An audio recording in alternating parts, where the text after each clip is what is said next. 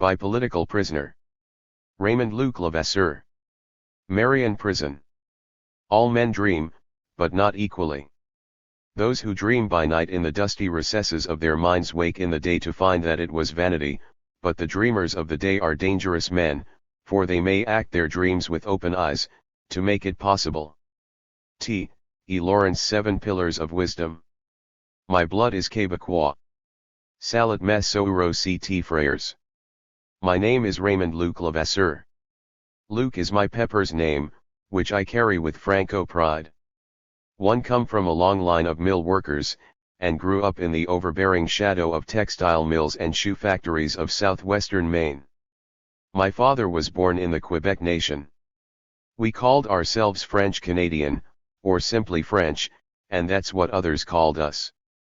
Our detractors held a different perspective and referred to us as frogs or Maudaive Canucks. Those were fighting words then, and they are now. Fis always felt natural for me to refer to myself as French Canadian. To think of myself this way. What it means to me is that my blood is Québécois. We didn't use the term Franco-American when I was coming up. Between the time I left Maine in 1964 and my return in later years, Franco-American became widely used. I've always associated Franco-American with France or canned spaghetti. Don't say this disparagingly, but simply as a comment of how I was taught to see things. Realize that the hyphenated American signifies assimilation into the American landscape, if not the American dream. While I do not deny the reality of assimilation, neither will deny the moral bankruptcy and nightmare that America is for many of us. Personally and politically draw the line at complete assimilation into the worst aspects of 100% Americanism. Apparently the government concurs, as it holds me in an isolation cell in the infamous Control Unit prison at Marion, Illinois. My grandparents went to work in the textile mills at 13 and 14 years. My mother and father went into those mills at 16. My turn came at 17, when misrepresented MVH to a mill boss in order to work on a machine making shoe heels. From the earliest years I'd watched MV family and predominantly French-Canadian neighbors enter and leave the mills. Now I followed them into an exceedingly unpleasant experience. Perhaps you've had such an experience and don't have to rely on the imagination to conjure up the sweat of oppression. I the time MV immediate co-workers were mostly French-Canadian. While had gone further in school than the others, none on the shop floor had a good education. My grandparents went to work in the textile mills at 13 and 14 years. We worked in the shell of the old Goodall Mills, a miserable runaway shop and that head south, roving unions in its wake. We had no union protection and it showed. The pay was low, the work demanding, and the conditions hazardous.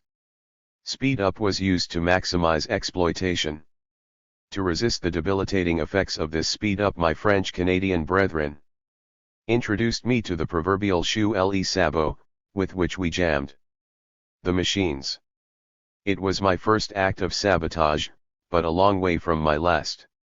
Our immediate objective was to draw the line at how many shoe heels we'd have to produce per hour, beyond which the task became increasingly exhaustive and dangerous. We had our dignity, and in this small way, sought to dispel the power that the mills held over us mills, that we commonly believed were owned by wealthy Anglos from out of state.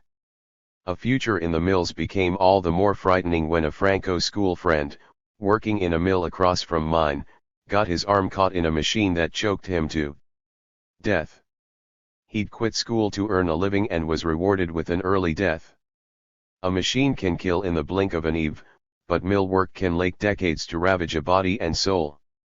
My pepero worked in textile mills as long as could remember. He was a man who took pride in carrying a lunch pail and bringing home a paycheck. This was a man who used to bounce me on his knee, and for whom I had the greatest respect. When the mill where he worked closed and moved south, he was discarded like an old pair of shoes. Worker to the depth of his soul, he was without a job. It wasn't long before his health began to noticeably deteriorate. He Had difficulty with his balance, his hands became unsteady and his breathing labored. One day he fell in the chicken coop and went to help him. He no longer had the strength and steadiness to get himself up. Picked him up from where he'd fallen in dirt and excrement. In my arms he felt as light as a child. My mimir and cleaned him up and rolled him a bull Durham. Things will get better, we said, as I disguised MV hatred for those mills that demanded so much from our lives. But how was I to strike back at the mills and factories that exploited us? There was no improvement. My Pepero was a World War I veteran, so we took him to Togus. After the VA warehoused him in a corner, he begged to come home, so we brought him back to die. Within a year MV Mimir was living with my mother because she could no longer afford to live alone. Being of French-Canadian blood and working class has impacted on my view of the American political/economic system and society. 'Twas told to strike back at those who made ethnic slurs about us, and did. Still, heard the insulting remarks about us as being stupid, lazy, and papist-dominated. But how was I to strike back at the mills and factories that exploited us, besides breaking the windows of their abandoned buildings as we did as kids? To me, the French and class identity were inseparable. At 17 years of age I felt those who didn't fall into this category were the lucked ones, the exceptions. I wasn't one of the exceptions. Had to work to eat, and the only work was in a dead-end job in a non-union mill. At age 7, with limited options, left Maine and followed Route 95 to Boston, where I found work on the waterfront loading docks. Later joined Vietnam Veterans Against the War. At various times I've tried to change or conceal my French identity. When I was younger I anglicized my middle and last names. Sidestepped the French language as if it were a trap. I left the Catholic Church. I sought Protestant girlfriends. I toyed with the illusion of someday crossing over to that fabulously free, white, and 21 middle class, devoid of ethnic identity and lowly wages. The assimilationist stream. PVE worked as a wage laborer throughout my life, factories, farm work, logger, construction, tannery worker, and other stints of endurance. The remnants of the French language I retain from my youth includes travail as one of the most often used words.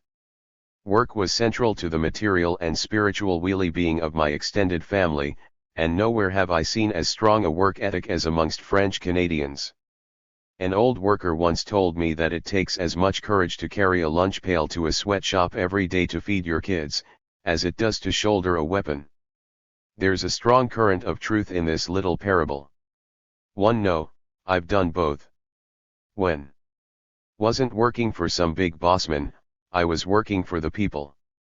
By this, mean I did community work with various political organizations, and spent 10 years underground banging away at the worst manifestations of U.S. imperialism. And I spent 10 years underground banging away at the worst manifestations of U.S. imperialism. BT. The roots of my political vision and militancy extend deep into life as a French-Canadian worker. However, it was a tour of duty in Vietnam which led me from the provincial to the radical. In Vietnam, 1967, I saw intense racism directed towards the Vietnamese people, which recalled my own experience with anti-Franco bigots and the white supremacy I'd encountered in Boston and throughout the military. As saw the culture and poverty of the Vietnamese ridiculed, I recalled the 4 intolerant wasps of my youth. I saw the exploitation of their labor and the desecration of their lives. And charged with carving out a frightening level of violence, were the poor and working class soldiers, disproportionately black, Latino, and some of French-Canadian backgrounds. I later joined Vietnam Veterans Against the War. When returned stateside I took my new consciousness and became politically active in Tennessee. Have some life in them and some conscience, some anguish over others. Gandhi used to say that those who do nothing are far more guilty than those who do violence against tyranny. Philip Berrigan, referring to the Ohio 7. IHE uprising. The Los Angeles uprising isn't about a free lunch or integrated lunch counters. It's about those whose lives have been disinherited, displaced, discriminated against, and disenfranchised.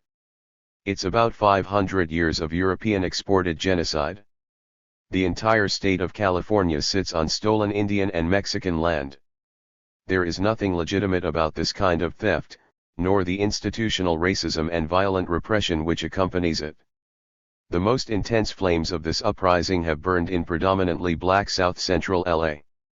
This community is one of many emanating from the African diaspora and its historically developed land base in the Black Belt South.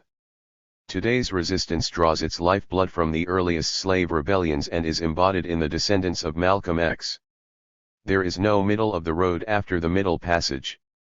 There are common threads between the LA uprising and the 14. Palestinian Intifada. Both defy overwhelming superior police and military forces. Both constitute dispossessed nations fighting for basic human rights. And at the heart of their struggles is the right to national identity and land. The LA uprising has broken through one of oppression's fundamental realities, its disarming effectiveness at turning its victims against each other instead of their oppressors. The rising has redirected the rage of its participants against the moral bankruptcy of capitalism and white supremacy. As of this writing, the battleground has claimed 50 lives in 4 days, most by police gunfire. In the usual course of events, LA's killing grounds would take 2 weeks to claim as many lives. The significant difference is that instead of passively waiting for death to stalk them, the people went on the offensive. Or what might be considered a vigorous self-defense, since they were going to die anyway through police violence, internecine warfare, alcohol and drug poisoning, and social neglect. The uprising resulted in extensive property damage. While there was some needless destruction, the people's firebombs were strikingly accurate at rooting out capitalism's ghetto infrastructure. For the most part, people avoided damaging schools, mosques, churches, and housing. Most damaged property was corporate and absentee-owned. More than one Bank of America branch was torched into oblivion. These are the businesses that bleed the community with overpriced staples of life, then take the money and run. These are the purveyors of unlimited supplies of alcohol. It was like pouring salt on leeches as the profiteers squirmed in their suburban enclaves.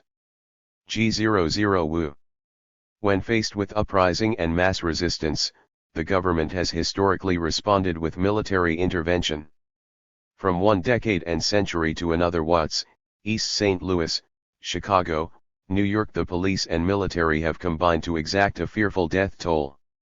It was during the 1965 Watts Rebellion that Daryl Gates, the Bull Connor of LA, drew his first blood as a police commander. From Watts, black rage swept through Cleveland in '66, and Newark, Detroit, and other cities in 1967. After returning from Vietnam, I traveled to Detroit and saw the immense destruction. In Vietnam, PD seen extensive bomb damage from the door of a helicopter. In Detroit, I saw it from the asphalt. Both areas burned in wars for self-determination. The deployment of federal troops is predictable, but uprisings that trigger deployment demand attention and demonstrate the potential power of the people. This is not a time for apology and accommodation. If I began writing 15. All the names of those murdered and beaten senseless by the police, PD be writing until forever. I could never catch up with the reality. With each death is a killer cop who walks free. I know TVE written this before, but it's something I can't forget. It shouldn't be forgotten. I will write but two: Philip Pannell, a black teenager from Teaneck, New Jersey, who died from a police officer's bullet as his hands were raised over behead. And Ralph Canady, a personal friend, who was murdered in cold blood by police in Baltimore, Maryland. No civil rights inquiries were initiated into these murders. There rarely are. It took 50 deaths in LA and the US government's embarrassment in the court of world opinion to legitimize a federal inquiry into the Rodney King case.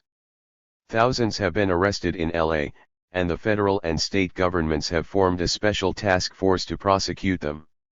Steal a pair of shoes and go to jail, rip off the livelihood of a people and you're rewarded with profits and high office. These prosecutions will be punitive and vindictive. Years after the Watts Rebellion, some of its participants are still in California prisons. Black nationalist Ahmed Evans was sentenced to death following the Cleveland uprising. I first met Ralph Canady after he'd been railroaded to prison in the wake of the 1968 rebellion in Nashville's black community. Colonial rebellions strike fear in the bowels of American capitalism, and it'll spare no effort to imprison the most rebellious. Still in prison, some for decades, are those women and men that represent their people's aspirations to be free: Leonard Peltier, Geronimo Pratt, Mumia Abu-Jamal, Gary Tyler, Alejandrina Torres, Abdul Haq, and many others. As Mandela put it, there's no easy way to walk to freedom. More prisons in a country already choking with them. The federal deployment in LA includes elements of the U.S. Marshal Service, who made their notorious mark in history tracking fugitive slaves, the racist dogs of the Border Patrol, and the Bureau of Prisons. The presence of the latter is a further indication of what lies in store for the rebellious poor: more prisons in a country that's already choking with them. The U.S. has more steel cages than any country on earth, and imprisons more blacks per capita than South Africa. I live in this compressed nightmare of a gulag. Each year of my imprisonment I've endured the exile with those from America's barrios and ghettos, including South Central and East LA. There's no denying this apartheid reality or the necessity to break its chains. Nat Turner said that the struggle for freedom was not a war for robbery or to satisfy passions.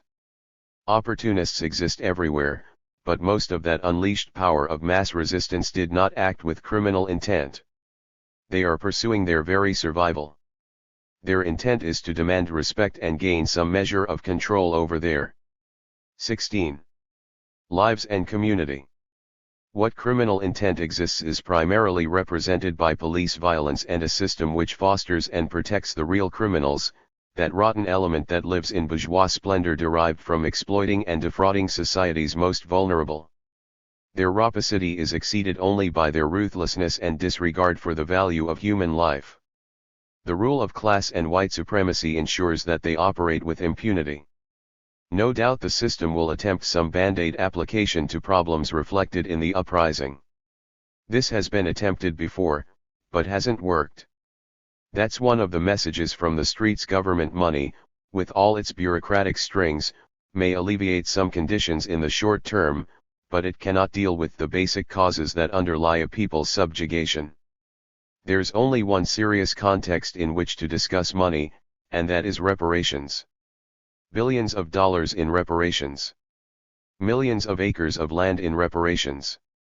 However, a government and a general population that applauds the agonizing death of Iraqi children caused by U.S. bombing raids will not seriously consider reparations simply to quell the impact of 50 deaths and property destruction in LA.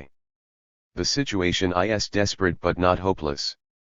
To rise from ashes and bondage requires a well-organized and militant resistance that's willing and prepared to take it to the limit. For America's most oppressed, there is no viable alternative to revolutionary nationalism and socialism. There was widespread participation by Mexicans in the LA uprising, though the media has manipulated coverage to keep them voiceless. Their involvement is understandable given the conditions of survival and the fact the America occupies their land. Los Angeles was forcibly taken from the Mexicans in 1846. There was marginal participation by young whites in LA, as well as in actions in other cities.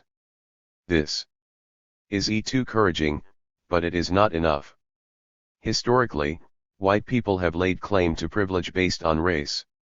There are exceptions, but they're not the 5:2. White power rules in America, as is clearly evident in the presidency, Congress, Supreme Court, and corporate boardrooms. You can see it in the faces of the swine wearing the base of the LAPD. You see it in celebrations of Columbus. There are those that wi, and confronted with its effects. Both are part of the problem. 17. For the predominantly white left and broader grouping of progressives, there exists a heightened call to action. Where are the millions who created a vibrant anti-apartheid movement? Where are all those that provided political support and material aid to Nicaragua and El Salvador? Where are the near million strong that attended the recent pro-choice demonstration in Washington? And where in Nell is organized labor? IRS time for this conspiracy of silence to end. For poor and working class whites, the choice is clear: collaboration with a system based on white supremacy, or combating it. When John Brown was asked why he fought to end slavery, he replied, "I act from principle. My objective is to restore human rights." When Malcolm X was asked what whites who care about black people's struggles could do to support them, he replied, "Do as John Brown did." It's time to get down to dismantling the apartheid legacy of slavery.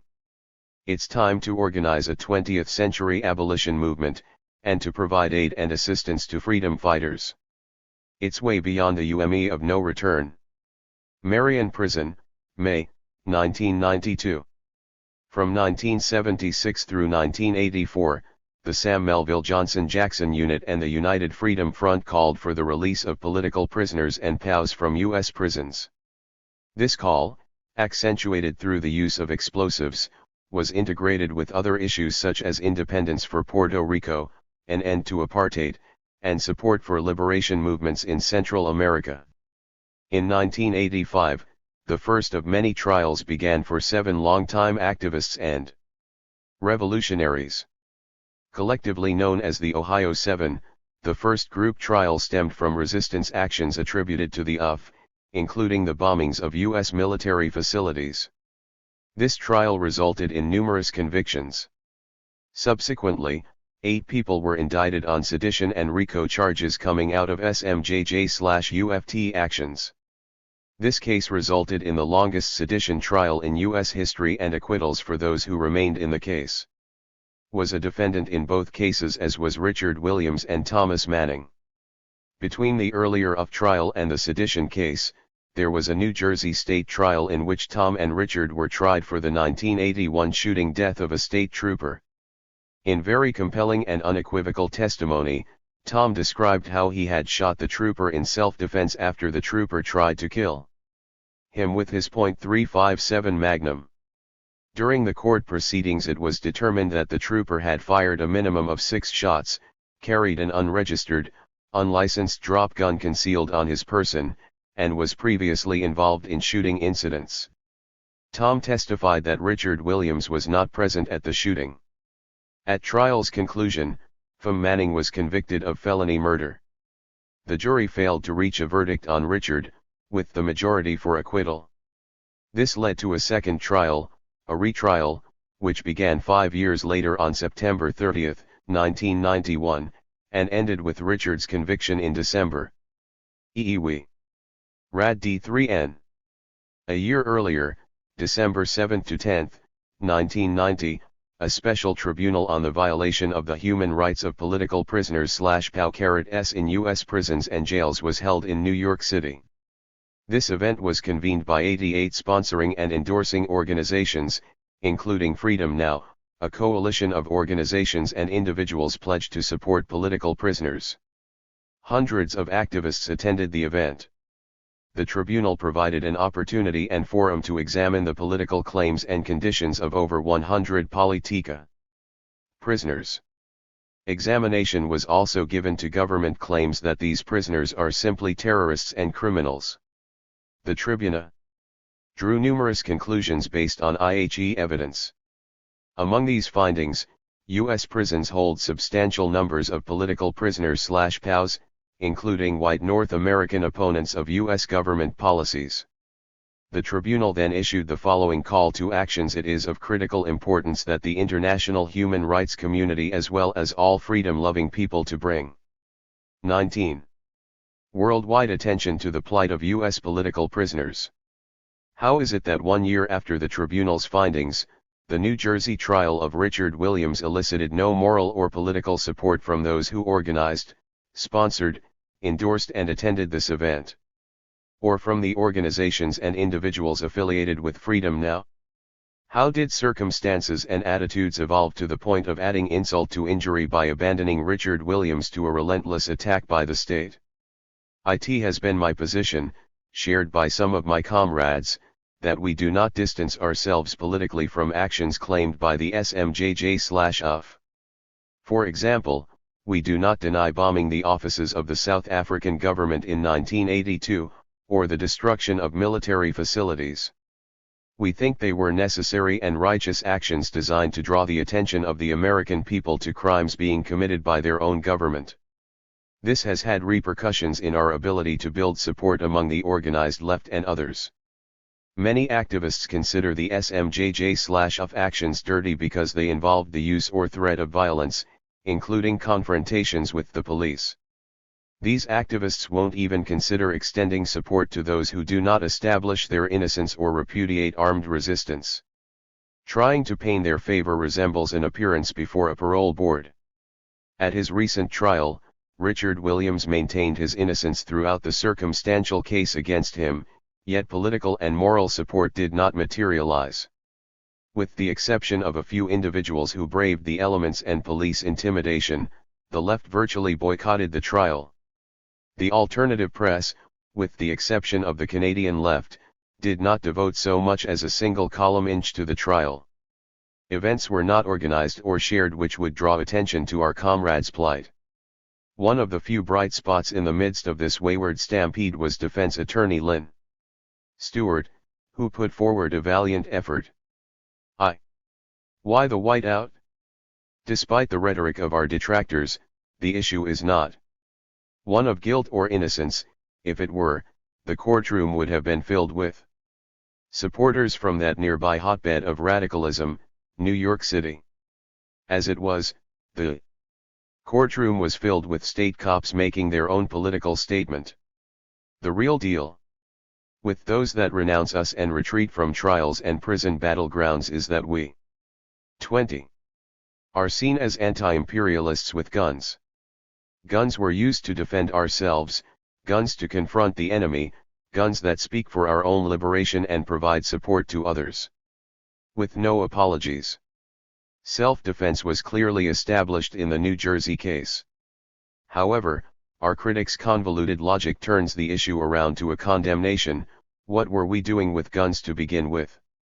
The soft part of the left filed a superseding indictment behind that of the state, implicating us as terrorists and criminals. The guns, our lack of adherence to a particular party line, our radical ideas are used by others to label the Ohio 7 as renegade workers unworthy of support.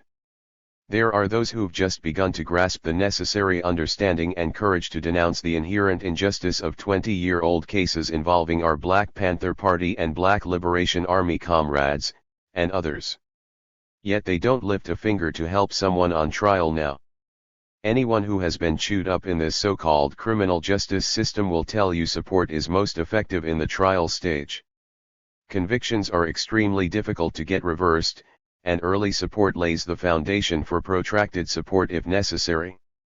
A New York judge put it succinctly when he stated the government has an interest in the finality of judgments. Final as in bury them alive or, in the case of Mumia Abu Jamal, execute as soon as convenient. ES 3 euros PE. Much of the North American left suffers from myopia on this issue of political prisoners. It affects their value judgments. They place our value at nil.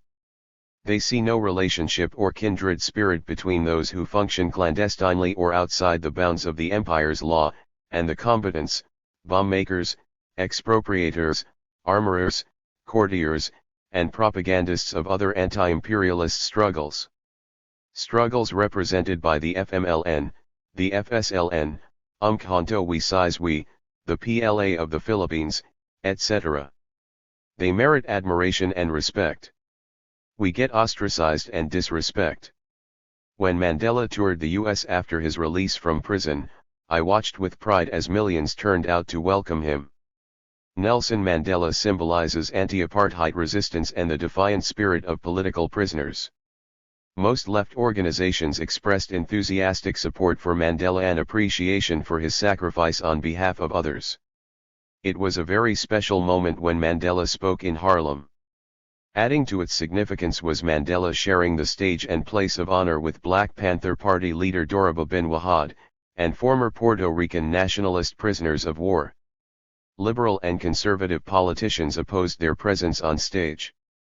It is then with some irony that so many left organizations, year after year, refuse to acknowledge the political persecution of these comrades. Curious, that many didn't recognize the connection between the fight against white supremacy in America. Disturbing, that at no time prior, during, or after did anyone acknowledge the reality of U.S. political prisoners in prison for years, and still in prison today, for anti-apartheid actions. The consistency with which the left ignores political prisoners can be seen through the experiences of soldiers that refused to serve in the Gulf War. These working-class women and men took the risks, bad discharges, and imprisonment.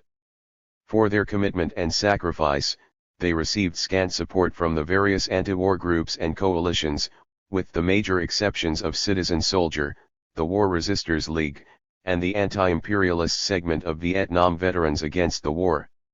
Exceptional also is the Puerto Rican independence movement, and the singular example of Leonard Peltier. They have made progress with integrating the lives of the prisoners with other community and political issues.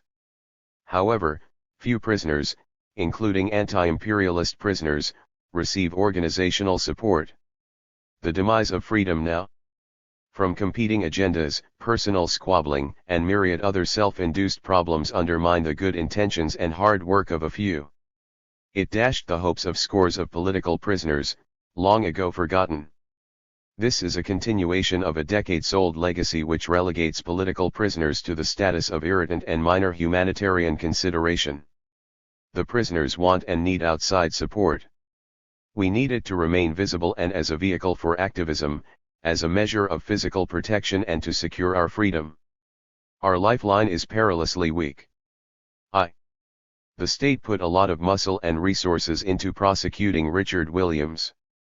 Every day, state police ringed the courthouse, patrolled the building and occupied the courtroom. This was more than a symbolic demonstration, it was a strategy designed to use the power of the state to take a man's life. The dichotomy was striking, a frenzied police power bent on exacting their pound of flesh, and the wilted response of the left. There was the depth, character, and attitude of each in the context of a political trial. 22.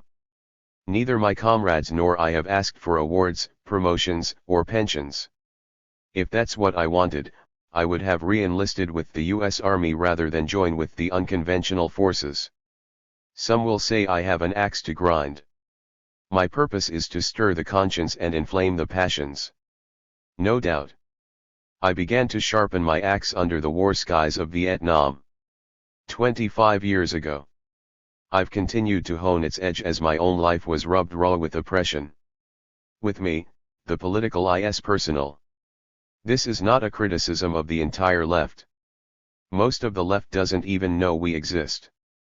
For those who have made a difference in our lives, you know who you are. Neither is it meant to be a comprehensive analysis. My purpose is to stir the conscience and inflame the passions, to draw attention to the inherent weakness of political organizations and movements that cut and run at the first sign of a courtroom confrontation.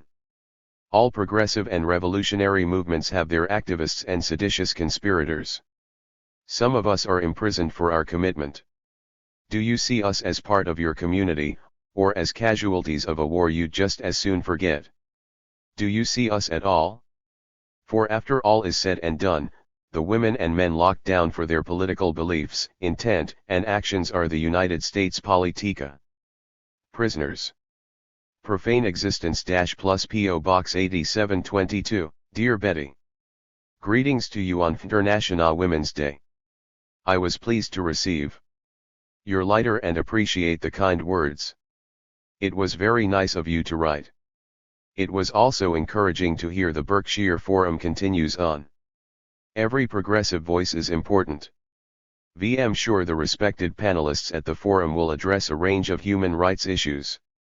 Through my own life experiences, I have come to place supreme value on human rights and have committed a good deal of my life to the struggle for social justice. My work has most often taken the form organizer or combatant. Don't consider myself much of a writer. I would, however, like to take this opportunity to share with you some observations about the control unit prison at Martin, Illinois. Must understand the true function of prisons. Why do they exist in such large numbers?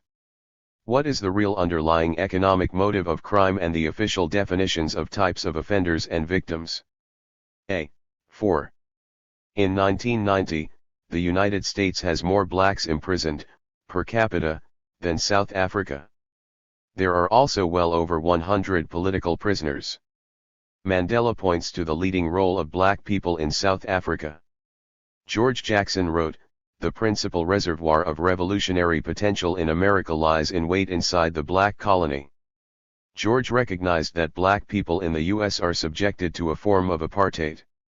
Since 1971, the prison system has more than doubled satellite camps to the ghettos and projects that exist in most urban areas. 1/4 of black men in their 20s are in prison, on parole, or probation. People in Harlem have a shorter life expectancy than the people of impoverished Bangladesh. In New York, AIDS is the primary cause of death among black women under 40, the infant mortality rate among black babies is nothing short of criminal, the cold-blooded murders of black people by killer cops has replaced the lynch rope. I have watched with much interest the warm and exuberant reception extended to Mandela during his recent tour of the country. People say we need a hero in these difficult times. Mandela is certainly an inspiration, a person of great courage and principle. He told the American people we need to deal with our own internal affairs and reiterated the ANC's position that they are opposed to white supremacy wherever it raises its ugly head. He reminded us of the sacrifices and commitment of our own Nat Turner, John Brown, Rosa Parks, Malcolm X, and so many Jennets. And I am reminded of Comrade George, who made the supreme sacrifice. 2790000GQQ. As if forecasting his murder at the hands of the state, George wrote, with rage, "This monster, the monster they engendered in me, will return to torment its maker, from the grave, the pit, the profoundest pit. Hurl me into the next existence, the descent into hell won't turn me. FM going to charge them reparations in blood. PM going to charge them like a maddened, wounded, rogue male elephant, ears flared, trunk raised, trumpet blaring. War, without terms." 33. Publishers long ago ceased to print the books of George Jackson, though many a tattered copy remains in circulation. There is no profit to be made in the hopes and aspirations of black people, only in their oppression. George propelled those hopes and aspirations to the top of the agenda. He stood as a symbol incarnate of black pride and courage. The spear, of George lives on in the fertile legacy of common people's history. His blood continues to flow through the veins of young black people lashing out at the chains of colonial subjugation. His life is not lost on those who organize against lynch mobs from Los Angeles to Bensonhurst. His legacy continues to torment the oppressor, for as long as conditions of life deteriorate for so many, the ruling class and its functionaries will harbor the fear of resistance. Reparations will be paid. His legacy continues to torment the oppressor. I write this from a prison cell in the locked-down, chained up, and poisoned prison in Marion, Illinois. Concrete blocks are still close at hand. Throughout its history, as well as today, Marion holds the largest concentration of political prisoners in the U.S. My cell is 20 miles from George Jackson's grave in Vernon, Illinois. On this day I reflect on the life of our brother who gave everything he had for the freedom of his people. Since this article was written, Blood in My Eye and Soledad Brother have been reprinted. 34. From Behind. The Wire. A View of the Gulf War. The American Gulag is now the largest in the world. The motherfucker of all prison systems. The United States imprisons more of its citizens than any country on earth, and more black people than are taken down by apartheid. When the US isn't busy supporting apartheid, it's busy practicing it. A type of re-enslavement. The price of freedom, says our government, includes over 1 million children, women, and men imprisoned behind the bars of the American flag. A cost of living increase which includes the unemployed, homeless, hungry, and sick. We have entered the killing zone that constitutes crimes against humanity, which is to say, a particularly heinous offense committed during war. The government says, and we damn well know, that war wages within the borders of America. The poor of America are more endangered of life and limb than the American soldier parked in the Persian Gulf. Death bears out this fact. Prisoners of class and conflict, prisoners of oppressed nations and nationalities, political prisoners and prisoners of war against colonialism. The Prisoners' Rights Union recently completed a study which concluded that extreme forms of discipline, ranging from beatings and assaults of prisoners to sensory deprivation for prolonged periods, are the norm in maximum security prisons across the U.S. The norm in America is to subject prisoners to neglect, abuse, and the longest sentences in the world. Flagship Marion is a.U.A. symptomatic in that it has been continually locked down since 1983 and cited by Amnesty International for violating every one of the United Nations standard minimal rules for the treatment of prisoners. Think about it, over 1 million prisoners waiting to return to the army of under and unemployed. That's equivalent to the total number of soldiers on both sides of the Gulf War. The prisoners are coming home to pay their respects after years of being abused, assaulted, humiliated, sensory deprived, and worked for criminal wages. Out of a revolving door through which another million will eventually pass, tormented with symptoms of PTSD, ready to implode or explode upon impact with the American landscape. It should be some homecoming. If recidivist statistics mean anything, we know that the large majority will commit further crimes to survive, to signify, to strike back. We will have the lumpen and bottomed-out working class at their worst unless we can wake up the consciousness, triumph human dignity, and develop a base from which we can organize and seriously kick in survival programs on multiple levels. Survival implies at least an apprenticeship with the martial arts. The left and I. The movements and us. The left had a brief fling with prisoners in this country, but it has long since passed. Ironic, given the numbers and composition of the prison population. The extended families. It took the Attica Uprising and George Jackson to force their attention span beyond what it was accustomed to. Today there is little meaningful recognition of political prisoners. The perception seems to be that there is no political capital to be had in defending those who have been captured. Not enough of us to bother with, you say? A soccer stadium filled to bursting is more in line with your worldview. By then you'll be looking at your broken finger bones wondering who'll remember you. Workers. Don't start me to talkin', LL. Tell everything I know. An academic issue with too many groups whose leadership and perspective is middle class. The poor? The people if you like them, lumpen if you have reservations. My kind of people. But it's a hard road to hoe when you don't have a pot to piss in. But we do get lots of ink in the literature. Soldiers. Ah yes, the proletariat armed. Serious weaponry. Lots of recent emphasis on organizing GIs, a necessary component of anti-war and anti-imperialist organizing. But where was the effort before the deployment to the Gulf? It's been playing catch-up with the Blitzkrieg. There have been some laudable efforts, but much of it came from a defensive posture or opportunistic design, with some anti-war formations wrapped in their own version of yellow ribbons. 36. There was an organizational rep who asked my opinion on the Gulf War, from the perspective of a Vietnam veteran, though not from the perspective of a soldier still at war. Understandable request, but a real piece of irony nonetheless. One spent 12 months in the Vietnam combat zone. I spent 120 months fighting from clandestinity right here in the heart of the beast. Yet my Vietnam service draws more interest, as it often did in past media interviews. Why is that? The government indicted me for sedition covering the years 1974 to 1984, stating, it was further part of the conspiracy that the defendants did state in a communiqué that as a matter of revolutionary principle and strategy, We must expose and attack military contractors like Honeywell. We must continue to attack US imperialism, its military, and its war producers. That defendants requested, encouraged, incited, and asked other persons, known and unknown to them, to commit acts of sabotage and armed actions. Ask me about war profiteers and white-collar mercenaries out there pimping for the government, and why I advocate sweeping away all pests.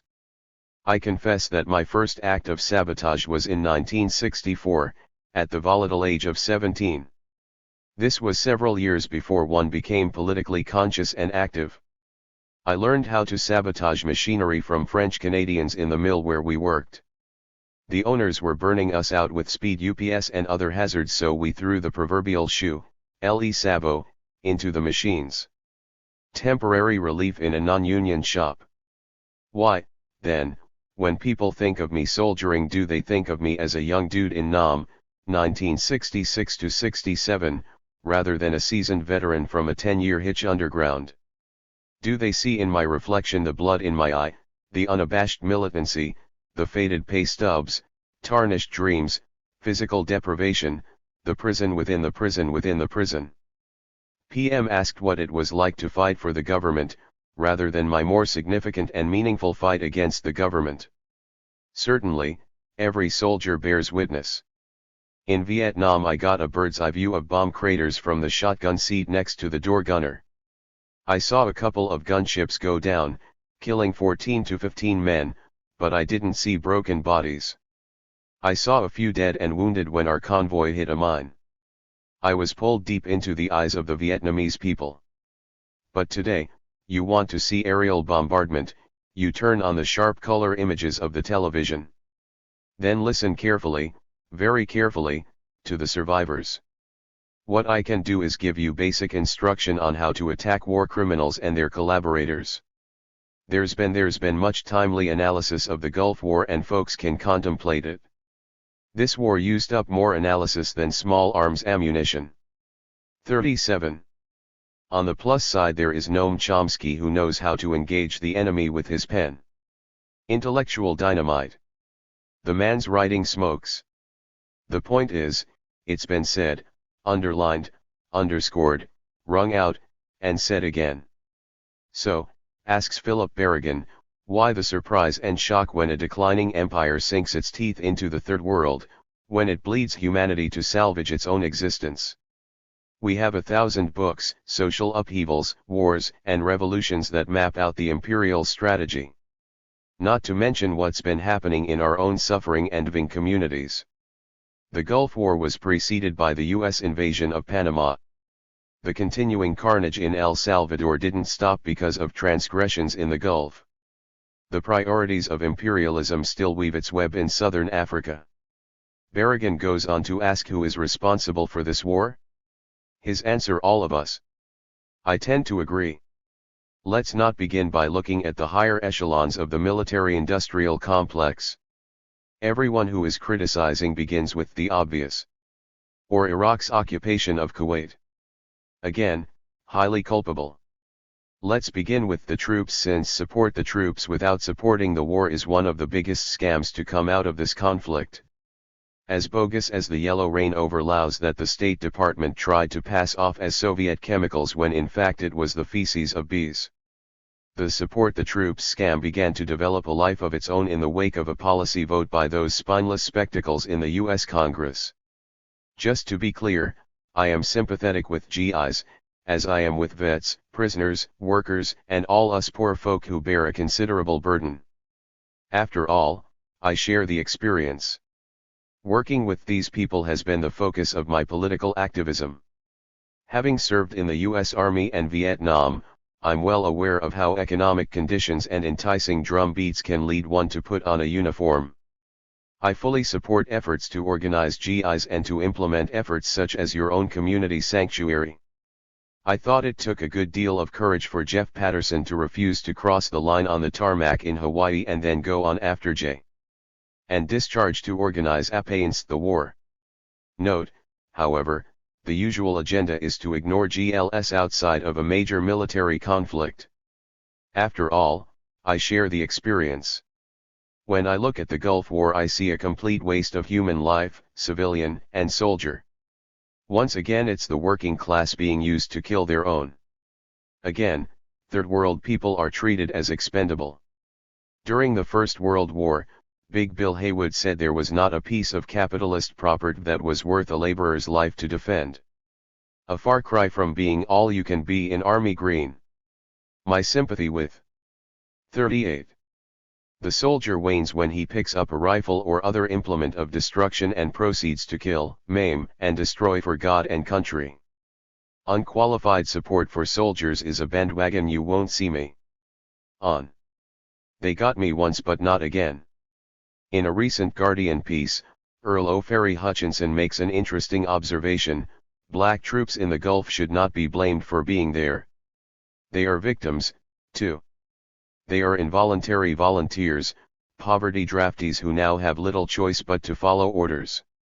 In other articles I've seen more or less the same analysis applied to poor, working class, Latino, and women soldiers.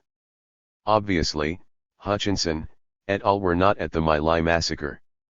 A massacre that can be said to be the legacy of the enslavement of Africans and decimation of Native Americans. The American Predator, Calley, and the others of the AmeriCall division said they were just following orders.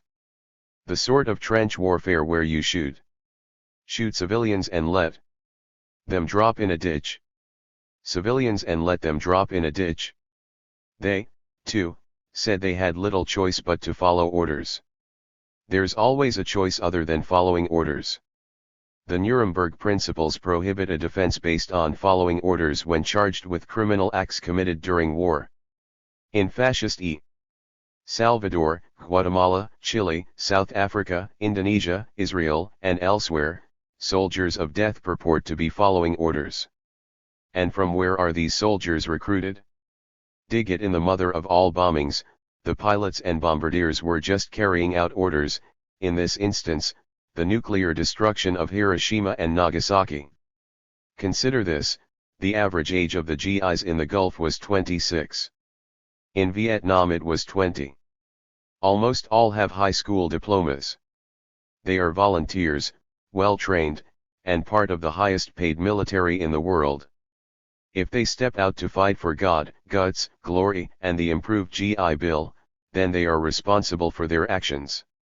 They certainly will bask in the limelight as long as they have it, which, if history continues to repeat itself, they may not have for long. Whatever part of the war machine you're oiling and operating, you bear some responsibility. Recognition of this is a prerequisite towards disruption and disengagement/resistance, from within and outside the military apparatus. 39. I remember the Pentagon demonstrations from years back and the flowers placed in the muzzles of soldiers' rifles. That's cool. There's room for varied approaches to reach hearts and minds. I also remember the Student Nonviolent Coordinating Committee and Black Panther Party posters during the Vietnam War. Uncle Sam pointing, "I want you, nigger, receive valuable training in the skills of killing off other oppressed people, die nigger die, you can't die fast enough in the ghettos." Those who say that soldiers can't help what they got themselves into have never had to look down the business end of an M16 or suffered the effects of bombardment and shelling. Remember the brothers' testimony at Vietnam Veterans Against the War Winter Soldier investigation?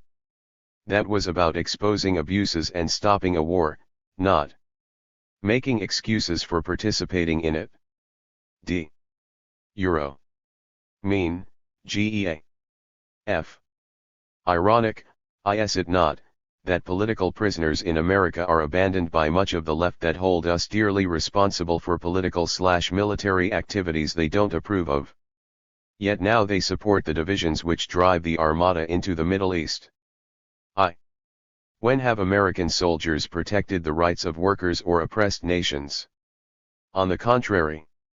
From Detroit and Newark to Managua and Grenada, as occupation forces and strike breakers, soldiers have acted as thugs for Wall Street, to paraphrase Marine Major General Smedley Butler. Offer them friendship and refuge, organize them if you can, encourage resistance, but in the final analysis you have to be prepared to bring some of them down. This is not an accusation of war crimes against individual soldiers and armies. A search for war criminals begins with the higher-ranking officers, well-placed politicians, money makers, on down to the murderer hiding in uniform. However, with all the winning attributes being ascribed to the troops, I figure it's also fess-up time for G.I. Joe and Josephine. PvE experienced the law of gravity enough to know that shit rolls downhill. When you pull on the thread, as you peel back layers of insulation and follow the paper trail, you will come across greater degrees of responsibility and culpability, until all covered with shit is the war criminal and collaborators. When bombs and missiles rained down on Iraq, killing and wounding thousands of civilians, this hardware bore the fingerprints of military. 40. Personnel TT also bore the prints of the workers and technicians of the highest paid workforce to the world. When say fingerprints are on the smoking gun mean literally and figuratively, The imperialists then tell the Iraqis, after slaughtering their families, that they are to blame the president of their country for the deaths. How convenient. Bush must be eating too many Twinkies, like the murderer of Harvey Milk, to proffer such a sorry-ass defense of his criminal conduct. Problem is, people eat it. 3. Injustice is especially, TUC. When it wraps it set in the robes of patriotism. SSS. If took date on UND the Brits a month or so.to drop more bombs and explosives than any equivalent time period in World War II. The bombing of a civilian air raid shelter in Baghdad drew the most attention, and distortion. Children were incinerated along with their mothers and elders. They were hit by 1 or 2 GBU 27-2000 IB, bombs manufactured by Texas Instruments. These bombs were adapted for use by the stealth FT-17. Prior to the one bombing, Defense Secretary Dick Cheney and Joint Chiefs Chairman General Colin Powell stopped by a stealth squadron in Saudi to autograph a pair of 2,000 IB bombs. 4. In criminal law parlance, this is a signature bomb which identifies the perpetrator. Aiding and abetting. This single act of callous disrespect for human life qualifies them for WIA crimes trials. Under Nuremberg. E3J Mal. In real deal terms, massive air power always blows away any pretense to rules of war. Strategic bombing of cities, saturation bombing, cluster bombs, napalm, chemicals, Hiroshima, Dresden, Hanoi, Hamburg, Coventry, Rouen, Rotterdam, Tokyo, Haiphong, with greater and greater death tolls among civilians, along with many dead conscripts clutching their useless rifles, UI and asterisk. There's more than one way to kill a kid from a warplane. J. Todd, E.T. The bombardment of Iraq has targeted the lifelines of cities and towns, neighborhoods, factories, schools, transportation and communication systems, fuel and water systems. As I write this, the bombing has ceased, but children continue to suffer and die from the devastation, particularly the destruction of water supplies and swampy systems. There's more than one way to kill a kid from a warplane. I found it interesting when a U.S. Air Force general played a video of the bombing of the Iraqi Ministry of Defense, which he referred to as my counterpart, the Pentagon, to be sure. This made me curious as to what the general's reaction would be if the Pentagon were bombed. Would he begin raging about a cowardly criminal terrorist act? Most certainly he would. Here I sit in a prison cell, pulling down a life sentence of 45 years for bombing U.S. military facilities where not a person received so much as a scratch. Facilities of those who are knee-deep in the blood of the people of Central America. Indeed, aggression must stop here. Look at the heavy prison sentences laid on the resistance conspiracy comrades for bombing that millionaires club in the Capitol building, a righteous response to the invasion of Grenada. Tim Blunk and Susan Rosenberg tortured with a 58-year sentence for the mere possession of explosives. U.S. warplanes have been obliterating courthouses, post offices, and other government buildings, including that of the BAATH Party. Lethal and symbolic bombings. Can you imagine the reaction to a bombing of a dominant party headquarters in Washington, D.C. anytime these parties foment some act of territorial aggression? They'd have to operate out of bunkers if they took their international law seriously. For no discernible reason other than the sheer terror value of it, U.S. planes strafed Jordanian and Sudanese refugees fleeing the destruction of the cities. In the most gruesome attack, 60 were killed on a couple of buses, including children who were burned to death. What is the punishment for burning children to death in an act of war? I recall a case back in Maine that made national headlines when a man put his infant son in a microwave and hit the switch. He was so despised in prison they had to place him in protective custody. But for Air America, it's business as usual and quite deliberate, as college-educated pilots press button after button, dropping bomb after bomb, for which they are decorated for service to their country. Recall in the early 70s when Vietnam veterans against the war had to switch gears and focus on the massive air war and the electronic battlefield. I remember having to work harder at holding people's attention on a war where the body bags weren't coming back at such a brisk rate. Frustration, trying to convince people their government was violating the sanctity of human life by systematically killing so many Vietnamese. The electronic gadgetry and distant air strikes provided a buffer from which they could relieve themselves of the bloody stain of America's war crimes. I have no more sympathy for bomber pilots than do their victims, which is to say, none. 42.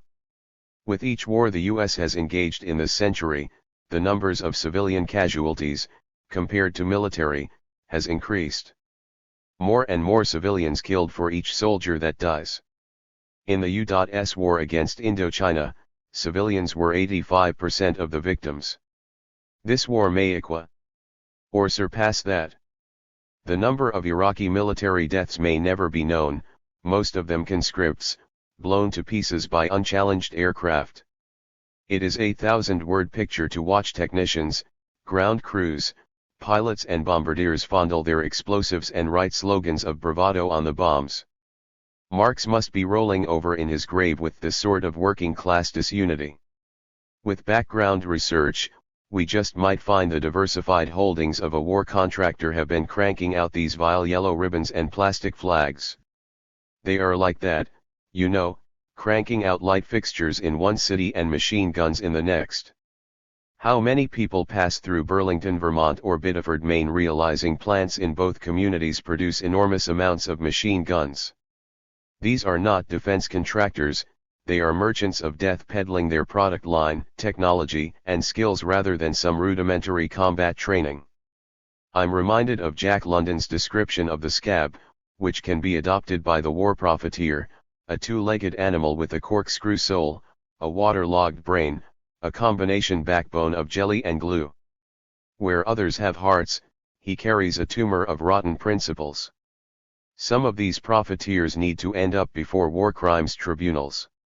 As Hitler's finance minister said at the Nuremberg war crimes trials, if you want to prosecute the industrialists who made possible the rearmament of Germany, then you will end up prosecuting your own industrialists. He was referring to U.S. corporations that supplied a generous flow of aid and loans to the fascists. Included was General Motors, which had a direct pipeline to Germany's war machine. GM is today a major military contractor. Playing both sides of a conflict to make you financial killing is nothing new, though the Gulf War has served to more clearly illustrate the interlocking parts. These are not defense contractors. They are merchants of death. 43. During the 1980s, the United Freedom Front and others began to target war profiteers. With good reason, as their communiques indicate. After bombing the General Electric offices of the Aerospace Strategic Planning and Aircraft Design Division, the UF action and communique focused on GE's production role on the A-37 counterinsurgency warplane and 7.62 mm minigun. They were and are being used as you read this against the Salvadoran resistance and in the terror campaign against the civilian population. The UF also attempted to prod the conscience of the industry's workers, to act to stop the bleeding of other workers and peasants. To do something for the benefit of humanity. The level of collaboration remains high, particularly during recessionary times and phases of patriotic fervor. The war profiteers pay good money because war and the constant preparation and prodding for it remains good business. Unfortunately, much of the privileged middle class like to tout the idea they are a kindly and just people, the mythology of the white proletariat. A hard nut to crack, yet something needs to be done if there is to be resistance on a wider front. During the course of this war I noticed the focus on Raytheon Corporation. Raytheon's infrastructure is prominent on the high-tech highway which circles Boston. During the sedition trial the government alleged beaucoup surveillance notes of Raytheon were seized from one of the houses. Possession is 9/10 of the crime, in this case seditious conspiracy. Fortunately the jury felt 9/10 was not enough to topple the government.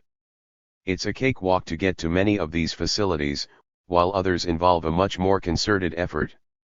Until the Patriot missile was launched most people were unaware that Raytheon is the nation's second largest supplier of military electronics. Notwithstanding the focus on the defensive mode of the Patriot, their weaponry and technology is lethal and offensive in the extreme.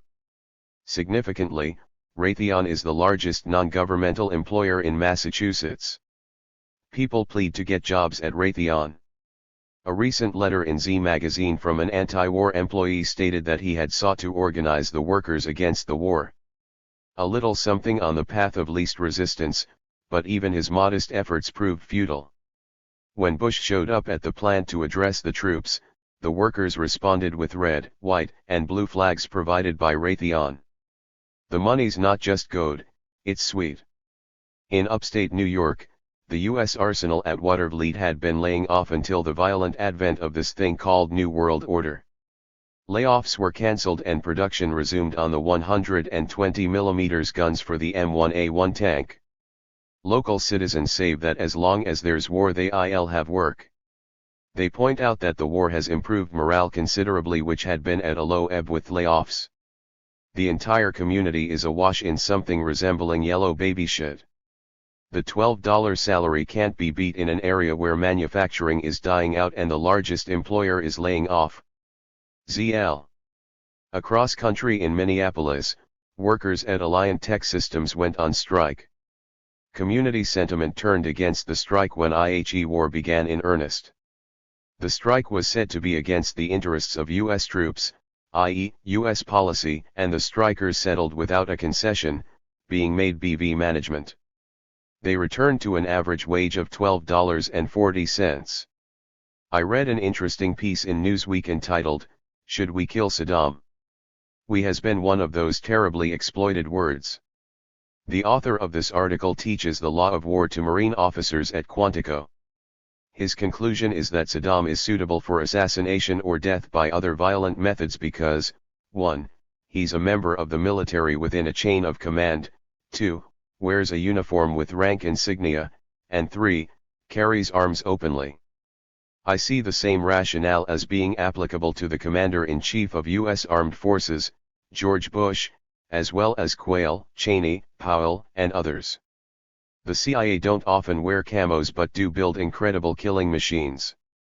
Bush is the lead man in every sense of the military term, within a military framework.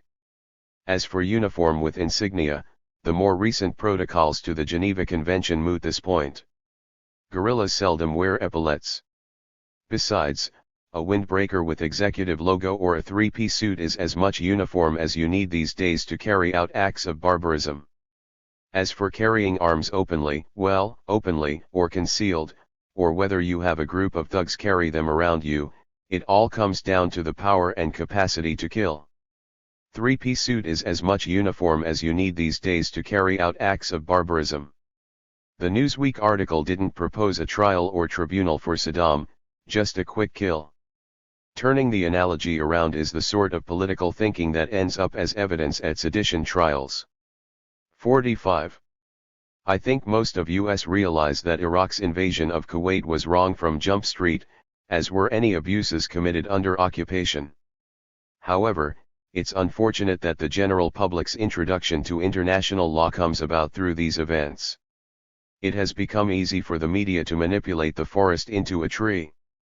The public is functionally illiterate when it comes to international law, its applicability, and the role of the United States in thwarting it.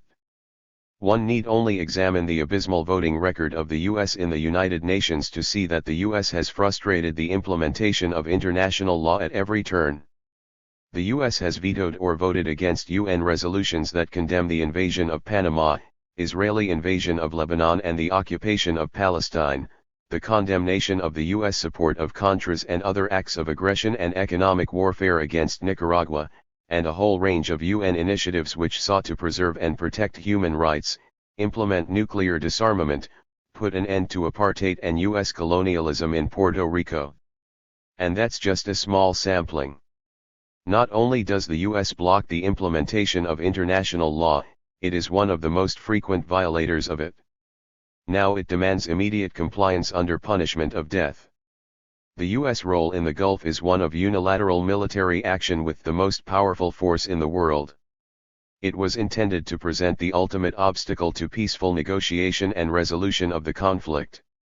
The UN resolutions became U.S. resolutions as politicians traveled the globe stuffing U.S. dollars and other bribes into the pockets of desperate governments. Thus, it somehow becomes legitimate to wage high-intensity war over Kuwaiti self-determination while the Palestinians are stripped of their homeland and U.S. stormtroopers run roughshod in Panama. That level of hypocrisy and deceit will bring the chickens home to roost. There will be no post-war crimes tribunal. The rhetoric around war crimes is intended to appease an acquiescent public with a quick fix. Nuremberg involves acts which constitute crimes against humanity, war crimes, and crimes against peace. The U.S. would never tolerate an internationally supervised war crimes trial that examined the conduct of the victor as well as the vanquished. An honest application of Nuremberg principles would lead to the indictment of political, corporate, and military leaders from the highest levels of the U.S. ruling class. There is no statute of limitations on war crimes and crimes against humanity. 46. Note Bush's interest in Amnesty International's report on human rights abuses by Iraq. Must reading, says George, clutching the report to his heart. Bush should keep on reading right through Amnesty's reports of horrendous human rights abuses in El Salvador, Guatemala, Chile, South Africa, Israel, Indonesia, Turkey, etc., etc. All of whom are U.S. client states and allies in counterinsurgency. Turkey receives enormous U.S. aid while updating the book on torture and repression, including persecution of the Kurds. While Bush clutched Amnesty's report on Iraq, the first aerial bombardment began. While the public's eye was diverted, full U.S. military aid was restored to the fascist regime in El Salvador, January 16. On January 21, government soldiers went into the Salvadoran village of El Zapote and carried out another bloodbath, shooting and hacking to death 15 innocents. El Salvador's non-governmental Human Rights Commission cites the Salvadoran army for the assassination of over 1,000 civilians in 1991. On January 29, the United States provided the Salvadoran government with more warplanes and helicopter gunships. Coincidentally, I received an Amnesty International report on police torture in Chicago, Illinois dated December 1990. That's Chicago, United States and America. You got to figure there's some evil doings going down when the favorite pinup of GIs is a cop. Yes, indeed, Ms. Jacqueline Phillips Gibbard, a Provo, Utah police officer resplendent in Wrangler jeans, badge, and shotgun. The police, first line of defense in the sand of class conflict and war. The pigs, violent, abusive, and racist. Seen recently through video eyes in Los Angeles stomping another body. Any Mexican, black, and poor white folk from LA will tell you that police brutality has been a fact of life for them as long as they can remember. E equals me 724. The New World Order is little more than a violent announcement that the Old World Order will continue with added gusto. Expect the police to emphasize this point on the home front.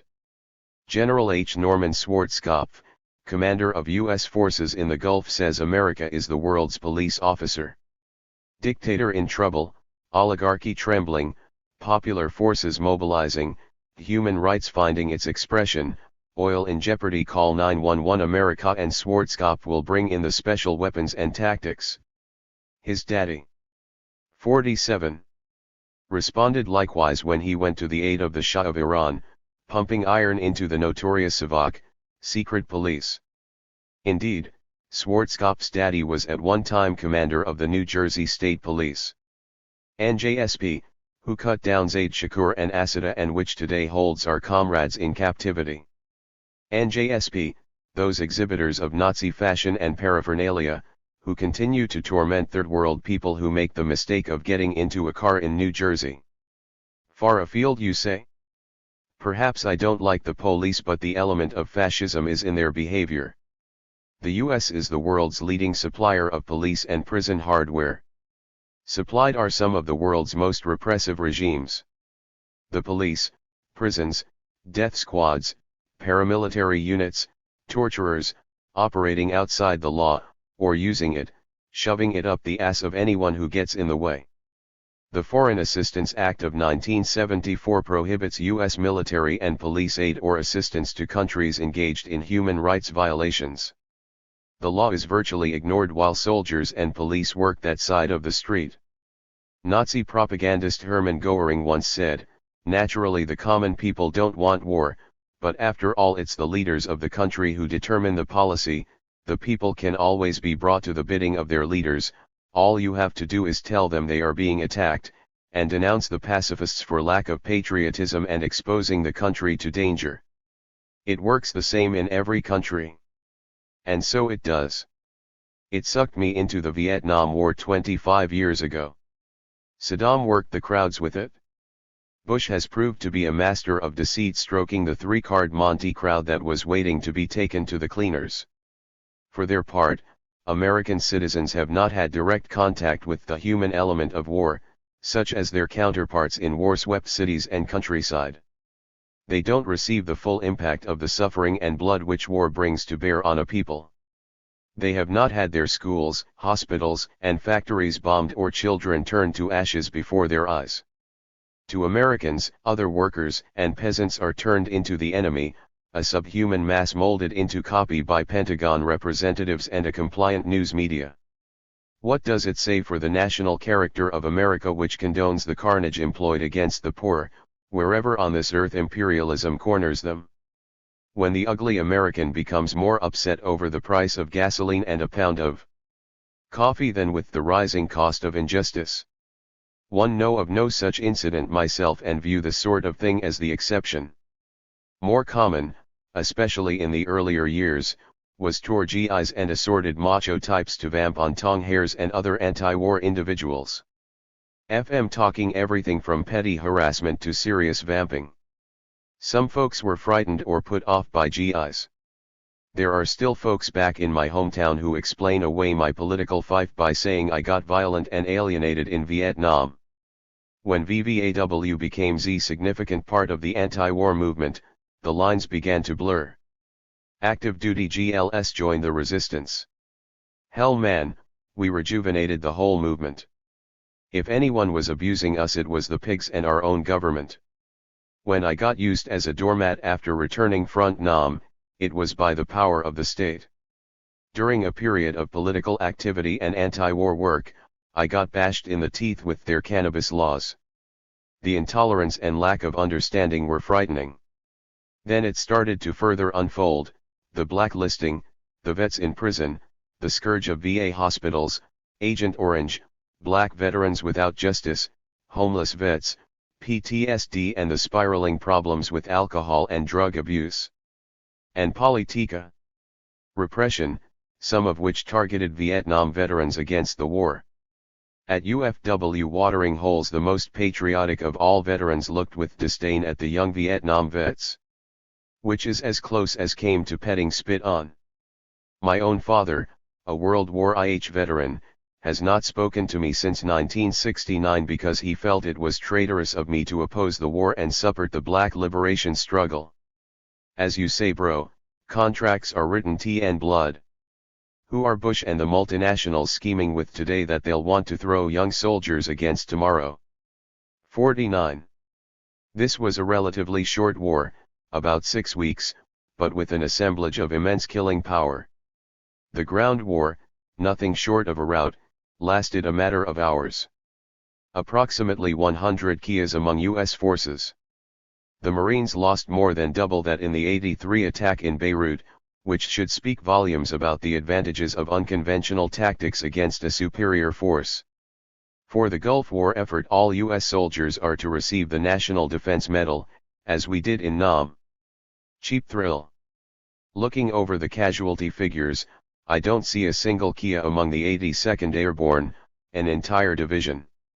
Yet the world's civilian populations hang on the brink, knowing full well that the nuclear threat and chemical/biological bombs were being held by the masters of war. In the Middle East, a single spark can start a roaring fire. Bush wailed about a scorched earth policy, watching those petrodollars going up in smoke, but not an iota of support for Palestine, which the Zionists are trying to burn beyond recognition. Recall what Begin said during the invasion of Lebanon: he will kill 10 Lebanese civilians and 5 Palestinians if this leads to the elimination of a simple fedayeen. Shabra, Shatila, Al-Aqsa, the Intifada, there will be no peace without justice. This was a war in which U.S. soldiers were safer and more comfortable than Iraqi civilians who bore the madness of daily bombing raids and had to struggle for food, water, and medicine. There were casualties in Kuwait, though unclear as to how many. GIs had a better rate of survival than had they been home working production lines and construction jobs. Bush has stated as much in his regurgitated war on crime legislation, though he chose to emphasize how unsafe the streets are for returning soldiers. LVE seen an earlier House version of this legislation. Be prepared for a fascist implant with Thornburg riding a wave of repression. The commentators and pundits are saying the sort of shock therapy utilized in the Gulf is what's needed on the home front. Consider the following: according to figures of the Occupational Safety and Health Administration, 200,000 workers have been killed on the job since 1970, about 20,000 a year. That's 60 dead women, children, and men a day. 1.5 million permanently disabled. Since 1970, more than 2 million workers dead from the conditions where they labored.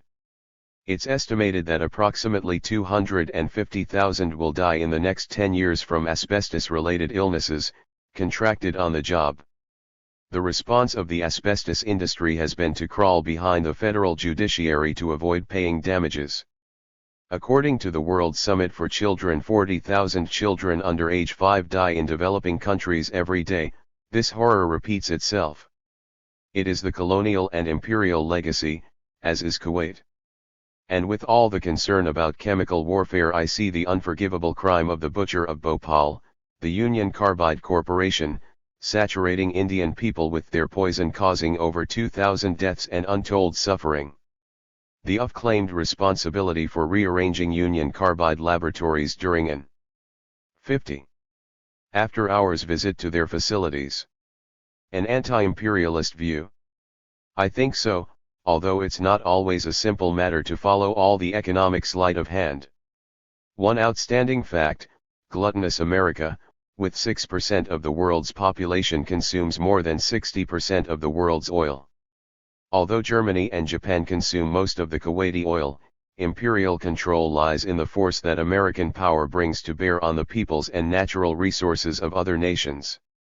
You can follow the bloody trail for the bombing of Baghdad, to Palestine, Southeast Asia, Africa, and before you know it you're at Wounded Knee, Sand Creek, and Labor's untold story, Bloody Ludlow. The entire capitalist/imperialist enterprise is built on theft and violence. They can televise and orchestrate their high-tech weaponry, but I still feel the adage that the revolution will not be televised. Not as long as there exists a flicker of hope and a will to fight among the oppressed, and the salient factor that a $5 weapon can take out the most highly trained pilots and a homespun IED can render their killing machines useless. Iraq's losses were immense. Specific numbers have not been released, but the human toll, killed in action, could be as high as 50,000. Many more wounded. A lot of conscripts died. Someone besides the triggerman bears responsibility for these soldiers. To place them in a static defense, then watch the supply lines cut and the relentless bombings was sheer arrogance and stupidity. Makes me think of Armstrong Custer, with as much disgust. By the time the Iraqis were in full retreat, Schwarzkopf could allow 2 or 3 of their infantry divisions to pass deeper into Iraq. He then made the observation these divisions were insignificant and they posed no threat of offensive capability. 2 or 3 infantry divisions being considered insignificant. It's a telling commentary on conventional military challenges to the techno-beast. Which is why I go with the war of the fleet and take what can be had from the FOCO and other strategies and tactics of people's war. Formidable weapons when activated through the heart, initiative, and imagination of the guerrilla. As the smoke clears from the battlefield, the old wounds will remain. The US will undoubtedly maintain a military presence beyond what it was before the war. The wretched of the earth are still dispossessed in the Middle East and elsewhere. The imperialists still dictate the terms of survival through the International Monetary Fund and World Bank. When that policy falters, they send in the CIA and military advisors, low intensity. If that stick doesn't work, then in come the Army, Air Force, Navy, and Marines, high intensity. On the domestic battlefield there's no new order that doesn't utilize 51. More repression, racism, and poverty. Bush is proposing to increase the prison budget by 63 degrees. More prisons. Just as US soldiers are not figured into the unemployment figures, neither are the nation's prisoners. Hell of a way to deal with joblessness and the housing shortage. At the present rate of growth more than half of all Americans would be in prison by the year 2053. Recalculating George Orwell. Advanced capitalism being what it is, the other half of the citizenry are likely to be working in corrections or other aspects of the security apparatus. I watch these tendencies because I'm in prison and online to be sent to the government's new master plan, control unit joint in Colorado. The contract to build Phase 1 has been awarded to an employee-owned firm. Worker against worker, again. When will we ever learn? This latest development in 20th century penology will be a prison where windows will be non-existent and prisoners will never leave their cells. Presumably so we can acclimate ourselves to a living death. But we must continue to raise our voices against this madness. I tell you, my brother, it's a heartache and a half. I make love with freedom every night, hold to the principles, sing bluesy songs in my head, and reach for the warmth of my children. I've not lost the vision of why I took up the fight 23 years ago. Life is hard and the pain can be excruciating, but we must continue to raise our voices against this madness that destroys the innocence of children. Bureaucratic socialism was a bust, but socialist ideas can be brought to life. We can build an alternative to imperial plunder and devastation on the streets of America. I believe with all my heart that the human spirit will prevail and that our struggle is a necessary and worthy sacrifice. Keep hauling up the morning. International Women's Day, 1991. 52. Many years ago, I was introduced to the life and thought of Malcolm X. It happened in the seemingly endless days of Tennessee's death row in Nashville. My first teacher was a black prisoner from Memphis, Jesse X. White was his slave name. Someone had branded generations of his family with the name White. To this brother, the slave name signified ownership and he wasn't about being owned any more. Or brainwashed either, not since he'd come upon Malcolm X. Malcolm X was first and foremost a liberator, a revolutionary. A man who had the will and vision to break the chains. His contribution to the liberation of black people is immense but immeasurable. I say immeasurable because he planted and nourished the idea that the black nation is never lost as long as it lives in the heart, the desire and demand of a people to be free. Malcolm often spoke of human rights. The right to an independent black nation, the human rights accrued through birth, sweat, and blood. Rights that belong to the people, rights that no overseer, class, or race must be allowed to destroy. Just as importantly, he spoke of duties. To stand firm and stand together. To be prepared, if necessary, to defend and take with fury that which once denied BV force. Malcolm X was no sunshine soldier. He didn't shrink from his duty to black people when the struggle got difficult and eventually cost him his life. It is worth noting another of Malcolm's observations, that oppression often works by turning its victims against each other instead of against the common enemy. This kind of extended victimization, whether it be self-hatred or bleeding neighbors and community, is diametrically opposed to what Malcolm stood for. Today's tribute to the life and lineage of Malcolm X necessitates a renewed commitment. A commitment to respecting and defending the lives of the oppressed as the spear of the nation is sharpened. May 1993. ANC. TP. Feeling IHE. Crunch. Remember Eugene Debs? One of the first socialists I ever read. I used to quote him in letters from the Tennessee Joint. While there is a lower class, I am in it, while there is a criminal element, I am of it, and while there is a soul in prison, am not free. One don't know if he wrote this before or after his bit in Atlanta, but it always impressed me. Enough so I named a cat after him. I don't think prisoners or their struggy needs or should be romanticized, but what phase have we entered when the liberals/left, including that highly suspect group progressives, make no mention of prisons? They write enough about police and police repression, check that, not enough, but more than about prisons, and then let it die on the vine as if humanity ceases to exist after booking. I don't think the lack of consciousness problem is so much that predominantly white, middle-class leftist liberals have never experienced prison, it's more a case of their not being personally or politically threatened by it. They go on and on about Big Brother, civil rights violations, suppression of dissent, etc., but they all go and collect their $200. They can play Monopoly like the rich folks, but without a get-out-of-jail-free card. That wasn't the case in the past. At the turn of the century through the 20s, radicals, wobblies, immigrants, union organizers, and pacifists felt the crunch. Communists and unionists in the 30s. Reds in the 50s. Enough radicals and militants in the 60s and 70s to make. After Ray returned from Vietnam, his anti-war activism got him set up for a pot sale. He spent 3 years in a Tennessee prison. 54. People think blacks, radical and otherwise, have long been held in the revolving door. And Latinos/as, in the last few decades. Nowhere do you come up against the power of the law and naked force as it's wielded in prison. A virtual slavocracy as embodied in the 13th Amendment to the Constitution. We have barely any rights the state is bound to respect. If the left did have any consciousness about the issue, and some do, they are not likely to act on it because they lack the strength and resources to wage a vigorous struggle. In their publications, leftists often refer to the risk of imprisonment or bodily harm because of their activities, but wonder how many would remain active if they seriously thought their actions carried the risk of imprisonment or bodily harm. Prisoners often mirror image what is happening in the street. With the exception of criminal justice issues, the general level of political consciousness among prisoners is low. They are ripe for new ideas and alternatives but don't see them.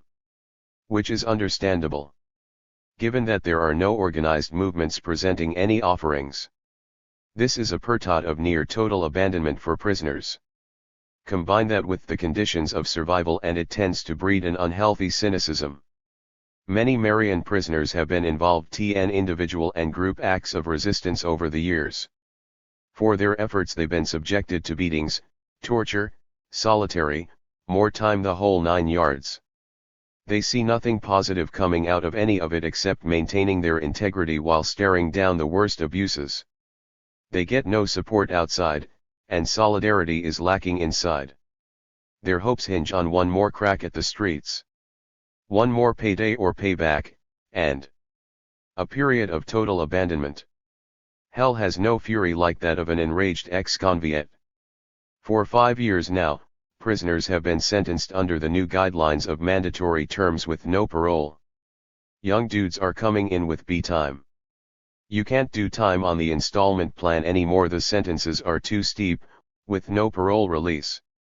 You do more than a couple bits and your entire life is gone. So the prevailing attitude is that next time why show consideration for witnesses or the cops since you're coming back for 20 to 30 after doing I0 or 15. The prevailing informational exchange is based on methods of criminal operation. So while a totally scammed and unsuspecting soul takes refuge in the fact that 1.2 million women and men are locked away, the next generation is slipping up to their back door, and ex-cons come out of their own frightful situation without a pot to piss in and no prospects. The reason there was such a level of political consciousness and activity among prisoners of an earlier era is because they reflected what was happening in the streets of this country at the me. Prison conditions are such that confrontations and rebellions will continue regardless of the existence of external movements. A few even think that prisoners will begin to demonstrate more political will and direction than we see on the street. It's possible, but the odds are against such a phenomenon. Jug. 4. J. The lowest common denominator with us, without any significant outside support, is how much suffering and bleeding will we endure before we are willing and able to sacrifice even more for a chance to turn the situation around. Or has the present situation become a permanent and expanding part of a larger nightmare we are all getting sucked into? Marion Prison, July 18, 92. New Pent Act UK Animals ZU7. Tales from Down Under. I first saw the film Titicut Follies at a clandestine viewing decades ago. Now I get to see it again on PBS from inside a cage. Bridgewater is a dumping ground for the criminally insane in Massachusetts, which also serves as a place to send sane prisoners for observation. Many a Walpole prisoner has passed through Bridgewater. Everyone hates it except the parasites that make a living off the misery there. And as the film depicts, Bridgewater's staff is loonier than its inmates. And more cruel. PBS was able to show Titicut Follies because a court reversed a 25-year ban on public showing of the film. In 1967, a state judge in Massachusetts ruled that public showings would violate the privacy rights of the prisoners in the film. Like he gave a shit about prisoners' privacy rights. We have none. Any guard that looks up your ass, forces a finger wave, or smashes you across the neck with a club can tell you that. No, the judge was protecting the state from the light of truth. He disappeared the prisoners and restrained them with nightmares and endless abuses. 1967, when they were lying about Vietnam, hiding what we were not to see, while sending us there to die, Bridgewater and soars like it functioned as America's tiger cages. The day before Titicut Follies aired, Marion's guards held an informational picket. Ostensibly they were protesting the recent firing of a guard who had opened the grill and walked on the tier when one of the cells was still open. The guards want it this way but were trying to get their own reinstated because the administration could not produce a written policy mandating this procedure. A technicality, because the lockdown policy as it's enforced is no contact. What the guards have now done is to turn this incident around and demand the hiring of more guards and even tighter security policies. Overworked and understaffed, they say, although Marion is the only federal prison that has more guards than prisoners. And the fucking joint is locked down. They want more guards to escort us even though we're all in restraints with one guard on each individual prisoner, holding on the cuffs which are behind our backs, armed with clubs, with an additional 2 guards in charge of the movement escort, all under video surveillance from the control booth. While picketing, they engaged in a little emotional blackmail with signs reading "No Ohios." The day following Titicut Follies, a prisoner's body was found in H Block. A suspected suicide. Everyone in these cages has reason enough to kill themselves, but none of us accept the official version either. It's too easy for them to kill you. No further information is coming out of Lucasville prison. There was precious little throughout the rebellion. It took over 20 years to get the Attica brothers' civil rights case to trial, not exactly a deterrent to guards bent by hatred of prisoners, racism, and the cloak of immunity. That's why they were attacked to begin with. Listening to a description of the Lucasville area and population, it sounds like close to a carbon copy of Marion/Southern Illinois. Predominantly white, predominantly racist, and predominantly unemployed if they weren't sucking off the world's largest prison system. When Lucasville jumped off, there were also confrontations at the Michigan State Prison at Jackson, and Bernard State Prison in Illinois. A few weeks prior to Lucasville, the New Bedford Home of Corrections was burned to the ground by prisoners. It's ironic that guards set the spark by searching and seizing prisoners' reading material, stating that too much paper was a fire hazard. Several counties in southern Illinois are in competition with each other for dibs on a proposed control unit prison that the governor and state legislature have yet to approve. They're like hungry pups trying to push out the weaker ones for a better grip on the appropriations tid. I hope they feed themselves into a coronary. Recently, the state opened the big muddy medium security prison in this area. More jobs now that most mining is dead and manufacturing has moved on to even poorer areas. 58. Tales from Down Under. I first saw the film Titicut Follies at a clandestine viewing decades ago. Now I get to see it again on PBS from inside a cage. Bridgewater was/is a dumping ground for the criminally insane in Massachusetts, which also serves as a place to send sane prisoners for observation. Many a Walpole prisoner has passed through Bridgewater. Everyone hates it except the parasites that make a living off the misery there. And as the film depicts, Bridgewater's staff is loonier than its inmates. And more cruel. PBS was able to show Titicut Follies because a court reversed a 25-year ban on public showing of the film. In 1967, a state judge in Massachusetts ruled that public showings would violate the privacy rights of the prisoners in the film. Like he gave a shit about prisoners' privacy rights. We have none. Any guard that looks up your ass, forces a finger wave, or smashes you across the neck with a club can tell you that. No, the judge was protecting the state from the light of truth. He disappeared the prisoners and restrained them with nightmares and endless abuses. 1967, when they were lying about Vietnam, hiding what we were not to see, while sending us there to die, Bridgewater and soars like it functioned as America's tiger cages. The day before Titicut Follies aired, Marion's guards held an informational picket. Ostensibly they were protesting the recent firing of a guard who had opened the grill and walked on the tier when one of the cells was still open. The guards want it this way but were trying to get their own reinstated because the administration could not produce a written policy mandating this procedure. A technicality, because the lockdown policy as it's enforced is no contact. What the guards have now done is to turn this incident around and demand the hiring of more guards and even tighter security policies. Overworked and understaffed, they say, although Marion is the only federal prison that has more guards than prisoners. And the fucking joint is locked down. They want more guards to escort us even though we're all in restraints with one guard on each individual prisoner, holding on the cuffs which are behind our backs, armed with clubs, with an additional 2 guards in charge of the movement escort, all under video surveillance from the control booth. While picketing, they engaged in a little emotional blackmail with signs reading "No Ohias." The day following Titicut Follies, a prisoner's body was found in H Block. A suspected suicide. Everyone in these cages has reason enough to kill themselves, but none of us accept the official version either.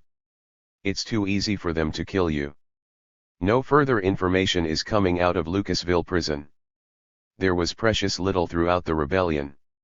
It took over 20 years to get the Attica brothers' civil rights case to trial, not exactly a deterrent to guards bent by hatred of prisoners, racism, and the cloak of immunity. That's why they were attacked to begin with. Listening to a description of the Lucasville area and population, it sounds like close to a carbon copy of Marion/Southern Illinois.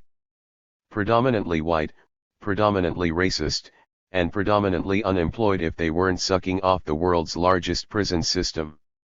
When Lucasville jumped off, there were also confrontations at the Michigan State Prison at Jackson, and Bernard State Prison in Illinois. A few weeks prior to Lucasville, the New Bedford home of corrections was burned to the ground by prisoners. It's ironic that guards set the spark by searching and seizing prisoners' reading material, stating that too much paper was a fire hazard. Several counties in southern Illinois are in competition with each other for dibs on a proposed control unit prison that the governor and state legislature have yet to approve. They're like hungry pups trying to push out the weaker ones for a better grip on the appropriations THIRD. I hope they feed themselves into a coronary. Recently, the state opened TB Big Muddy medium security prison in this area. More jobs now that most mining is dead and manufacturing has moved on to even poorer areas. 58. Part of the power elite and various overseers showed up for the ceremonies. The state's attorney general black. The state's commissioner of corrections black. And the prison's new warden a black woman. This is called collusion within the framework of internal colonialism. And lest we forget, 47 hangings in Mississippi jails and prisons in the past 5 years, and the widespread use of 4-point restraint torture at Onondaga County Jail in New York. Others too numerous to mention or which have not found their way into the media. Dateline, Waco. A lone man stands in front of a tank near Sheneman Square and it's depicted in the US media as the embodiment of a budding democracy. Send a gas-spewing tank crashing through the wall of a home in which 25 children are huddled, and it's referred to us as defending democratic values. Next time we want to incrementally increase the pressure on Washington to respond to human needs, we should send a tank up to the White House lawn. See then if they can bring themselves to refer to such action as an assault. When Janet Reno accepted the position of U.S. Attorney General, she said she would place special emphasis on children's welfare and civil rights. Then she throws a barbecue where children are the main course. There's a history of it, tanks and torches used against the Bonus Army encampment in D.C., the attack and fiery death of those at Ludlow, the MOVE bombing and others. Then she throws a barbecue where children are the main course. A note on the hostage rescue team. Another misnomer. They are a paramilitary assault group trained by the U.S. military. When the FBI thought they'd located me in Ohio in November '84, the HRT was brought in from Washington for what they deemed would be a difficult and extremely dangerous operation. Referring to my arrest or death.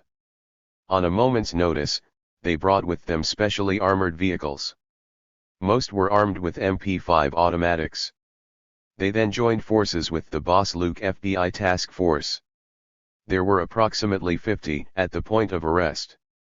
Things hadn't gone as they'd planned, so the confrontation took place with us in the van. 59. As PVE told you before, my kids were with me at THC time as we faced down an enclosing circle of MP5s, AR-15s, and shotguns. I had a gun and a bead on the first agent exiting a vehicle to the front, but when they aimed to shoot and yelled they would, my only thought was 3 small coffins. There was no way the kids could have escaped the kind of high-powered fire those agents were prepared to pump into me and at the van. So I gave it up. If I hadn't, it would have been a disaster. Less threatening, take our daughters to work week sponsored by the Ms. Foundation. The idea is to take your daughter to work so she can boost her self-esteem. It's been on the tube and in the papers, got a lot of attention. America was turned overnight into a country of middle-class office workers and professionals. The rest of us disappeared as if we didn't have kids or little ones needing self-esteem. One supposed that's cause of the reaction you're likely to get from a kid when you take them into the bowels of a food packing plant, plastics factory, assembly line, or textile mill. Self-esteem at $6 an hour and no union? Lines waiting to snare your job? Non-existent or inefficient medical coverage. Might end up fielding a whole division of red stockings. Mayday 93. Life and Hell. By Matt Groening. And Yule. Stay in there. CA until you learn. Some prefer respect for authority. 2084 euros Sal AGBSBIQ asterisk 942:0 $4.18 4035 JIBBO 0. 6. The Fire. In City. October, 1993, marks the 10th year of collective punishment at the United States Penitentiary, Marion. It marks a decade of lockdown, control unit regimes and government lies. No doubt the Federal Bureau of Prisons will commemorate the event by rolling out its propaganda wagon, and indulging the public with some contrived fantasy about the lockdown's purpose and effectiveness. Silently, they'll rejoice at the well-orchestrated scam they pulled off. In a society that criminalizes poverty and makes racism a redeeming social value, the Bureau of Prisons simply plugs its propaganda arm into a mass media whose corporate ownership serves its own interests. There is significant political capital to be had by scapegoating the disenfranchised and deflecting the public's attention away from the real issues which affect their quality of life. Marion is the most written about prison in the world. One of the battle lines drawn in October, 1983, was for public opinion. The government is winning this copyright battle hands down. The Bureau of Prisons utilizes a highly efficient public relations strategy which revolves around the agitprop slogan "the worst of the worst" to describe Marion prisoners. It is a soundbite which condenses nigger, spick, white trash, jobless, homeless, useless undershifts into one dehumanizing phrase. Dehumanizing a population with language is a prelude to dehumanizing them with force. The Bureau of Prisons statement is false, unless the worst refers to rebels, dissenters, revolutionaries, jailhouse lawyers, group members and others whose beliefs and integrity the Bureau of Prisons wants to crush.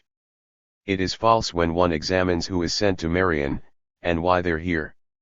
Certainly there are exceptions, but those exceptions don't warrant the use of collective punishment. Additionally, I've not met a convicted felon whose misdeeds were in any way comparable to the massive killing of civilians perpetrated by the likes of Nixon, Reagan, Bush, et al. No one here has been convicted of crimes against humanity in the court of world opinion. 61. The worst of the worst has no meaning outside the realm of propaganda because any prisoner can be sent to Marion at any time, for any reason, without due process of law. In Bureau of Prisons parlance, dissent and rebellion are management problems to be suppressed.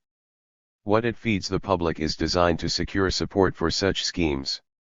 Effective propaganda diverts people from thinking and acting not only on prison issues, but also on the problems that led to the construction of the American Gulag: poverty, racism, and injustice stemming from an unbridled capitalism that diminishes the humanity of its victims. Marion is but one more satellite in the ever-expanding concentric circles of oppression and violence that are consuming society. This is good news for prison and related bureaucracies.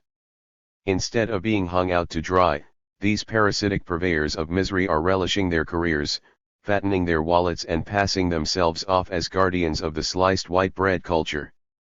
Language, a prelude to dehumanizing with force. In a recent London Sunday Times article on Marion, a denizen of the local community was quoted as saying that Marion prisoners should be taken out and shot as part of the deficit reduction plan. This citizen comes from the same pool from which the Bureau of Prisons recruits its guards. Bleak economic realities feed such fascist sentiments. Marion's guards are the descendants of once proud coal miners and factory workers, many unionized. But when the mines and plants closed, they were left floundering on their own. Their response is to board the nation and state's biggest growth industry, human chattel. Illinois recently approved construction of another state control unit prison. Before the ink was dry on the legislation, the economically depressed counties of southern Illinois were unabashedly begging for the prison to be located on their turf. One state legislature stated there was so much unemployment in his county, it would be a crime not to locate the prison there. A crime nor to build a control unit prison in an area already saturated with them. Worst of the worst means nothing to these people. All they want are warm bodies to feed on. They don't much care where they come from. One of the most significant reverberations of the Marion lockdown is the subsequent proliferation of control unit prisons throughout the country. 38, according to a recent Human Rights Watch report, which also 62 documents the inherent abuses. This proliferation is part and parcel of the rapid expansion of the entire prison system. Marion was the flagship, but no longer the exception. Even a relatively small state like Maine has opened a control unit for 100 prisoners at an initial cost of $16 million. Already the state is seeking to double the size of the prison. Maine's situation somewhat reflects what's happening nationwide. The state spent money it could not afford to build a control unit prison it does not need. Concurrently, the state cut rehab programs at the youth reformatory and slashed programs to aid to families with dependent children. By gouging the needs of children, the state ensured a steady supply of youthful offenders to fill its control unit and other cells well into the next generation.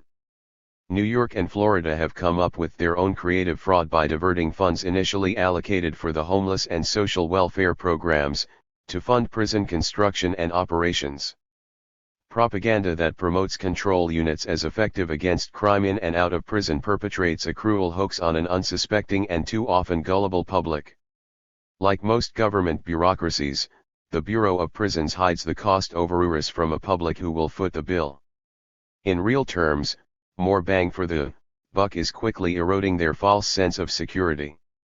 When men and women are locked in small cells 22 to 23 hours a day, with little human contact, in a violent environment devoid of respect for the human spirit, there is a steep cost not limited to prisoners or dollars.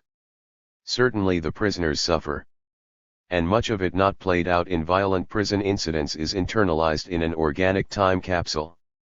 Eventually, they carry the years of abuse and neglect right on through their release dates, which is when it's all brought home. A prisoner doesn't separate him/herself from the prison experience any more than soldiers separate themselves from the wars they live through. Neither does the media, which puts its own spin on the term ex-convict to mean depraved and violent. If prisoners never return to their neighborhoods and communities or anyone else, the public might take some perverted comfort in never seeing them again. But this doesn't happen. Even the most extensive prison system in the world can't keep millions of people locked up forever. While some former prisoners salvage their lives and spare others entirely through their own efforts, the majority proceed to engage in both self-destructive behavior and crime aimed at the lives and property of others. Life's agenda is reduced primarily to one more paycheck or payback. Those who become victimized by the alumni of America's prisons need ask themselves the following: will the billions spent on prison hardware and subsidizing the welfare payments of prison-crats buy back the lost lives of those they 63 thought they were protecting with their tax dollars? It won't.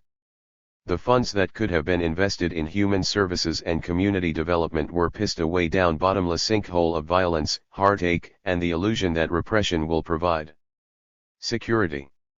The misnamed criminal justice system churns out an appalling casualty rate. There are now almost 1 million children under the age of 18 who have one or both parents in prison. 1 in 4 young black men is in prison or under police supervision. More Latinos than ever before are locked up. More women and children.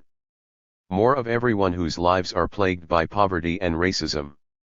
The proliferation of control unit prisons represents one response of wealth and power to the agony of the oppressed. All they want are warm bodies to feed on. They don't much care where they come from.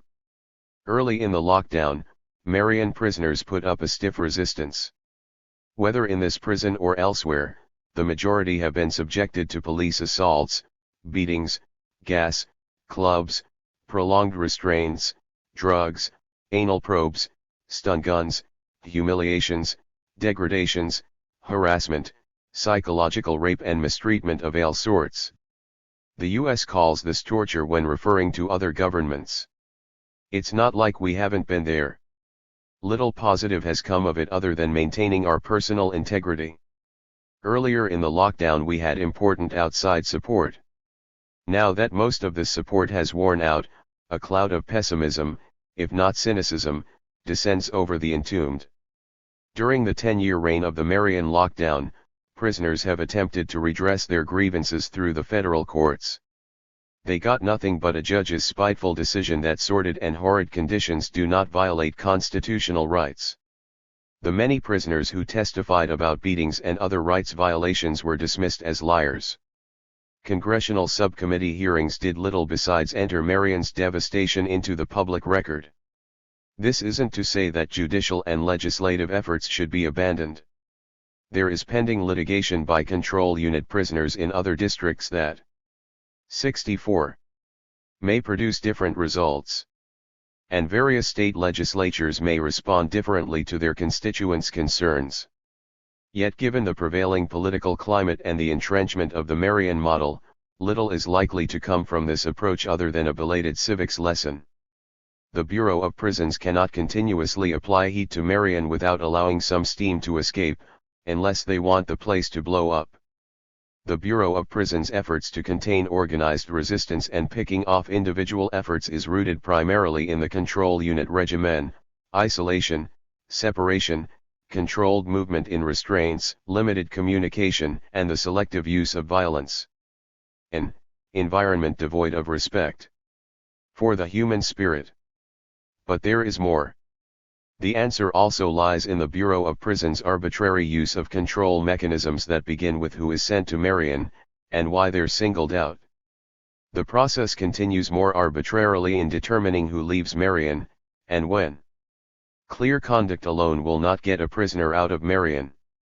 Some will leave in the minimum 2.5 years, some in 5 or 10, some appear branded not to leave at all. Some turnover is necessary because the 375 capacity must have room to warehouse new arrivals, including recidivists. No one can fault a prisoner for wanting to be on that bus out of Marion. However, the emphasis on catching that bus in the 2.5-year minimum has evolved into the most viable method for the majority of prisoners to escape Marion's clutches. In turn, this has led to individual programming rather than a more collective effort to end the lockdown. The lack of outside support reinforces the view that each of us is on his own. As the political resources for prisoners have waned, the federal government has continued to beef up its repressive capacity. A new control unit prison is being built in Florence, which will replace Marion in 1994. The addition of 200 cells over Marion's capacity underscores the failure of Marion's lockdown to reduce violence and rebellion in the federal prison system and states which tap into it. Florence's 550 permanently locked down cells await those who will continue to refuse and resist, as well as those caught up in the spiral of crime that prisons produce. Conditions at Florence. 65. Promise to be considerably worse with more emphasis placed on deeper isolation. It's not easy to chart a future course from inside. Doing time in these joints is like walking a minefield.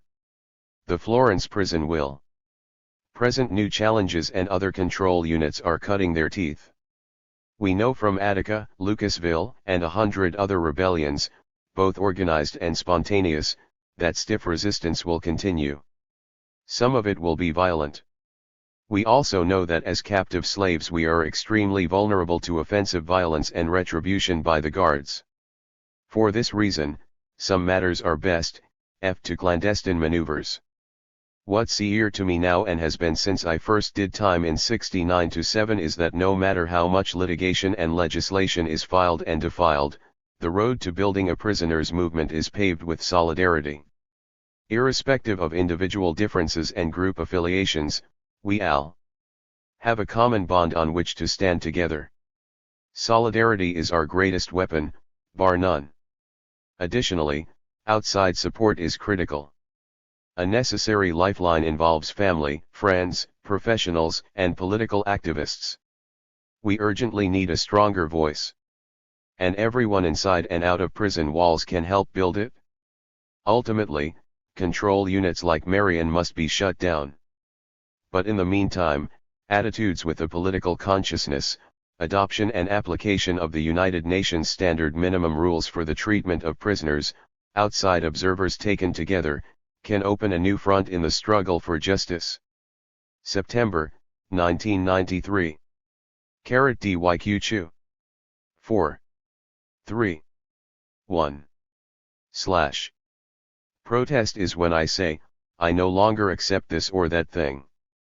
Resistance is when I see to it that that which I no longer accept no longer occurs. Ulrich Meinhof, murdered by West German prison guards. 66. Armed and dangerous. When I was transferred to the U.S. Penitentiary in Marion, Illinois in December 1989, Panama was being invaded by U.S. forces. Amidst the wholesale destruction, mass graves, and lies by U.S. politicians and military leaders was an awesome display of American firepower designed to impose its will on yet another Central American nation. Weapons systems from land, sea, and air were utilized, along with the basic M16 to kill whoever stood in the line of fire. Whether technologically advanced or as simple as a grenade, this war materia is made in the U.S.A. some of it by Federa. Prisoners.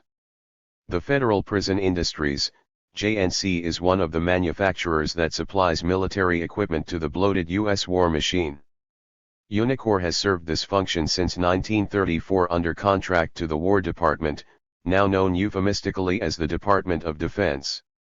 The Federal Bureau of Prisons boasts that the slave labor of prisoners, under hazardous conditions, and at an entry-level wage of 23 cents an hour, has made and continues to make significant contributions towards supplying the military's needs. It also boasts of using Unicor to control prisoners within its vastly overcrowded system. Unicor's military production ranges from tow and other missile cables, munitions components, communications equipment, bomb parts, engine overhauls, uniform sewing, etc. In its brochures, the BOP proudly displays photographs of prisoners working hard producing this material. As a Vietnam veteran, I was particularly struck by a photo of federal prisoners producing equipment destined for Vietnam. Unlike most prisoners, I got to see with my own eyes the lethal effect of the end product. It is the priority of Unicor to provide for the military's needs, whether it was during the Korean War when 8,096 of Unicor sales went to the military, or the Gulf War when prisoners were pressed into overtime. In fact, the military has its own representative on Unicor's board of directors to advise on how to better harness. 67. Prison labor for military purposes. Being contracted to the War Department means supplying more than just U.S. forces. It means that this military equipment is rerouted by the U.S. to its client states from Israel to Indonesia and into the hands of the world's most degenerate and bloodthirsty regimes. In cases like El Salvador, the supplies were used to kill their own people. USP Marion is a control unit prison where abuse of prisoners, well documented by Amnesty International, Human Rights Watch, Congressional Committee hearings, and other sources.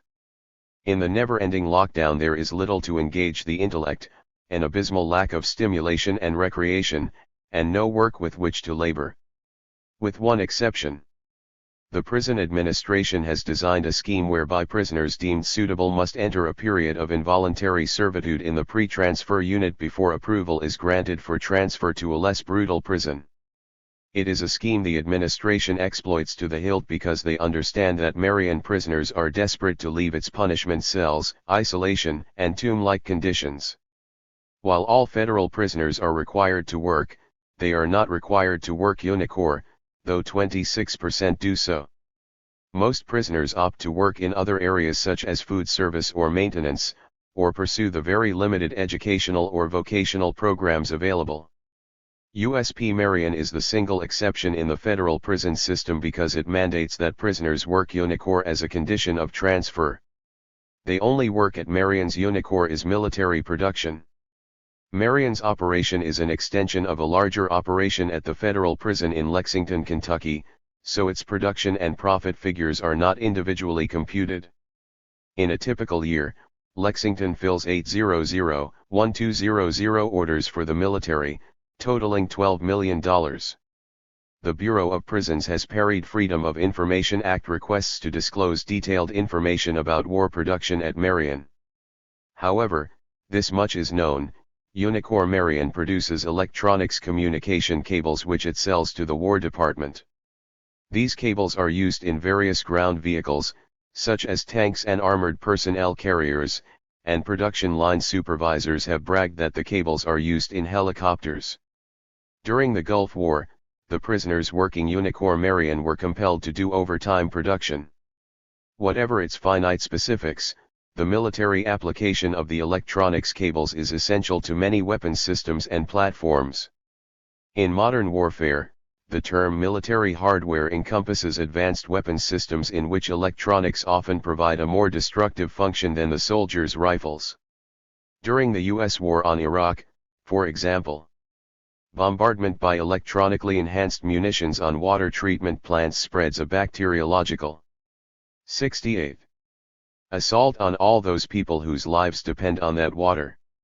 According to the New England Journal of Medicine, 46,900 Iraqi children died in the first 7 months of 1991 as a result of U.S. attacks on the country's infrastructure.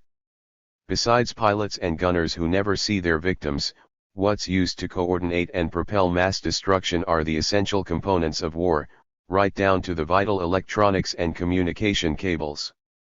War where the primary victims are civilian. Military equipment is not produced in a vacuum. Those prisoners who produced materiel during the Vietnam War certainly knew there was a war raging. U.S. military conquests, past and present, are well documented.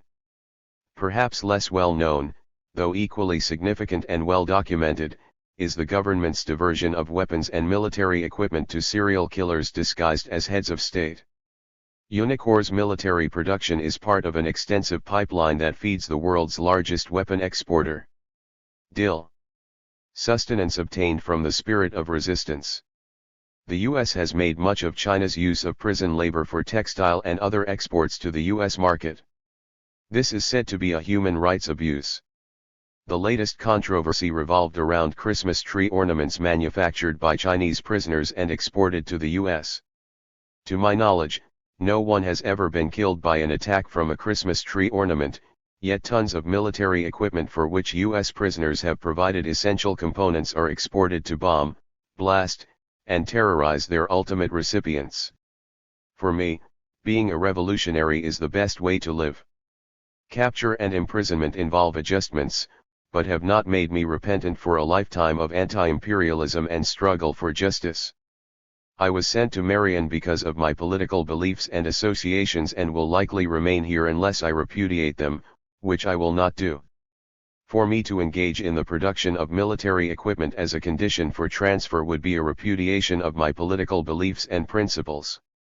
Will not do it. Refusing to be an accomplice to U.S. militarism is an act rooted deep in conscience and solidarity with those fighting U.S. imperialism and trying to survive its onslaught. It is largely a symbolic act, yet necessary in confronting the *69 collaborative nature of the system.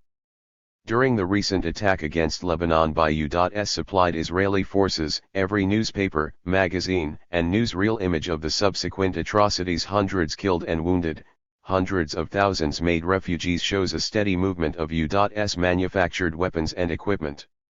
For the political prisoner, putting principles into practice may be largely symbolic, but demonstrating who we are and what we stand for is better than accommodating the government's agenda.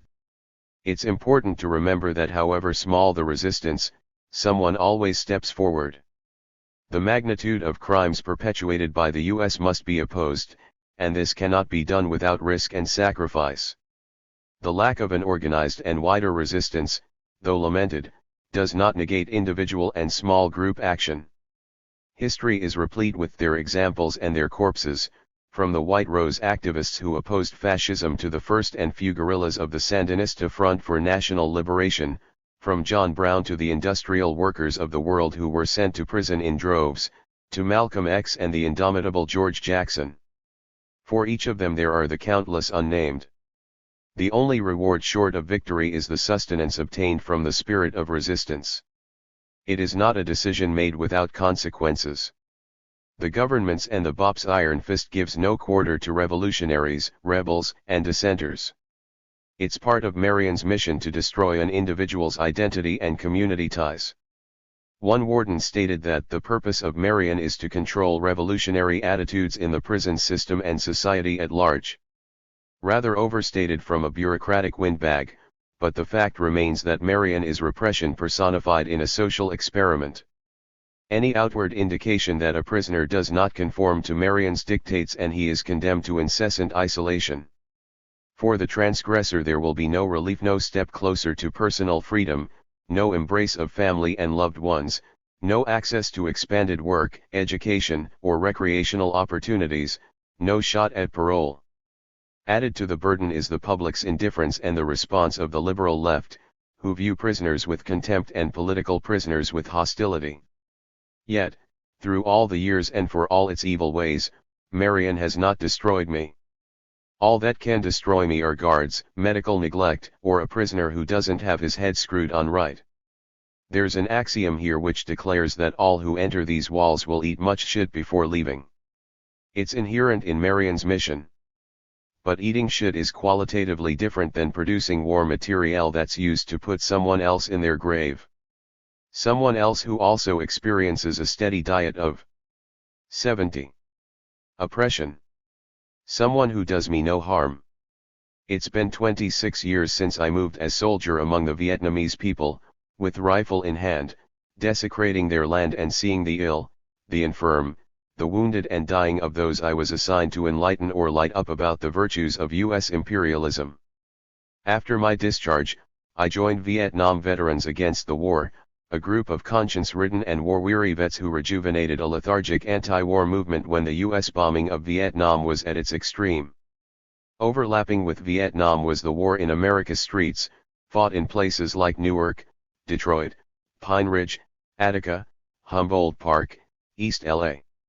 Within this war were internecine battles provoked by police spies and provocateurs and the rapid proliferation of snitches in a drug-saturated, me-first society. And beyond Southeast Asia, U.S. wars of intervention left its bloody footprints in Chile, Argentina, Nicaragua, El Salvador, Angola, South Africa, Cuba, and Puerto Rico, to name but a few. As in Vietnam, the victims are mostly civilians. Always at war, as the world's policeman, this omnipotent and ubiquitous United States military is charged with enforcing capitalism's code of conduct. Troops were mobilized during the rebellion in Los Angeles. Troops are deployed in Somalia where they now stand accused of human rights violations by the humanitarian relief agencies and the Somali people themselves. Vietnam changed my view of liberation to mean a constant and protracted struggle against those forces that impose their will on others for power and profit. Freedom is the ultimate expression and condition of a people who control their own destiny. Once before, the government put me in uniform and used me for military purposes. Being young and naive was no excuse for my complicity. They'll not do it again. This no doubt sounds like heresy, but we believe wrecking war research facilities is as valid. As for you wants violent Eurodi, we believe fighting for our people is as valid as praying for them. How has Ada it come to pass that we are expect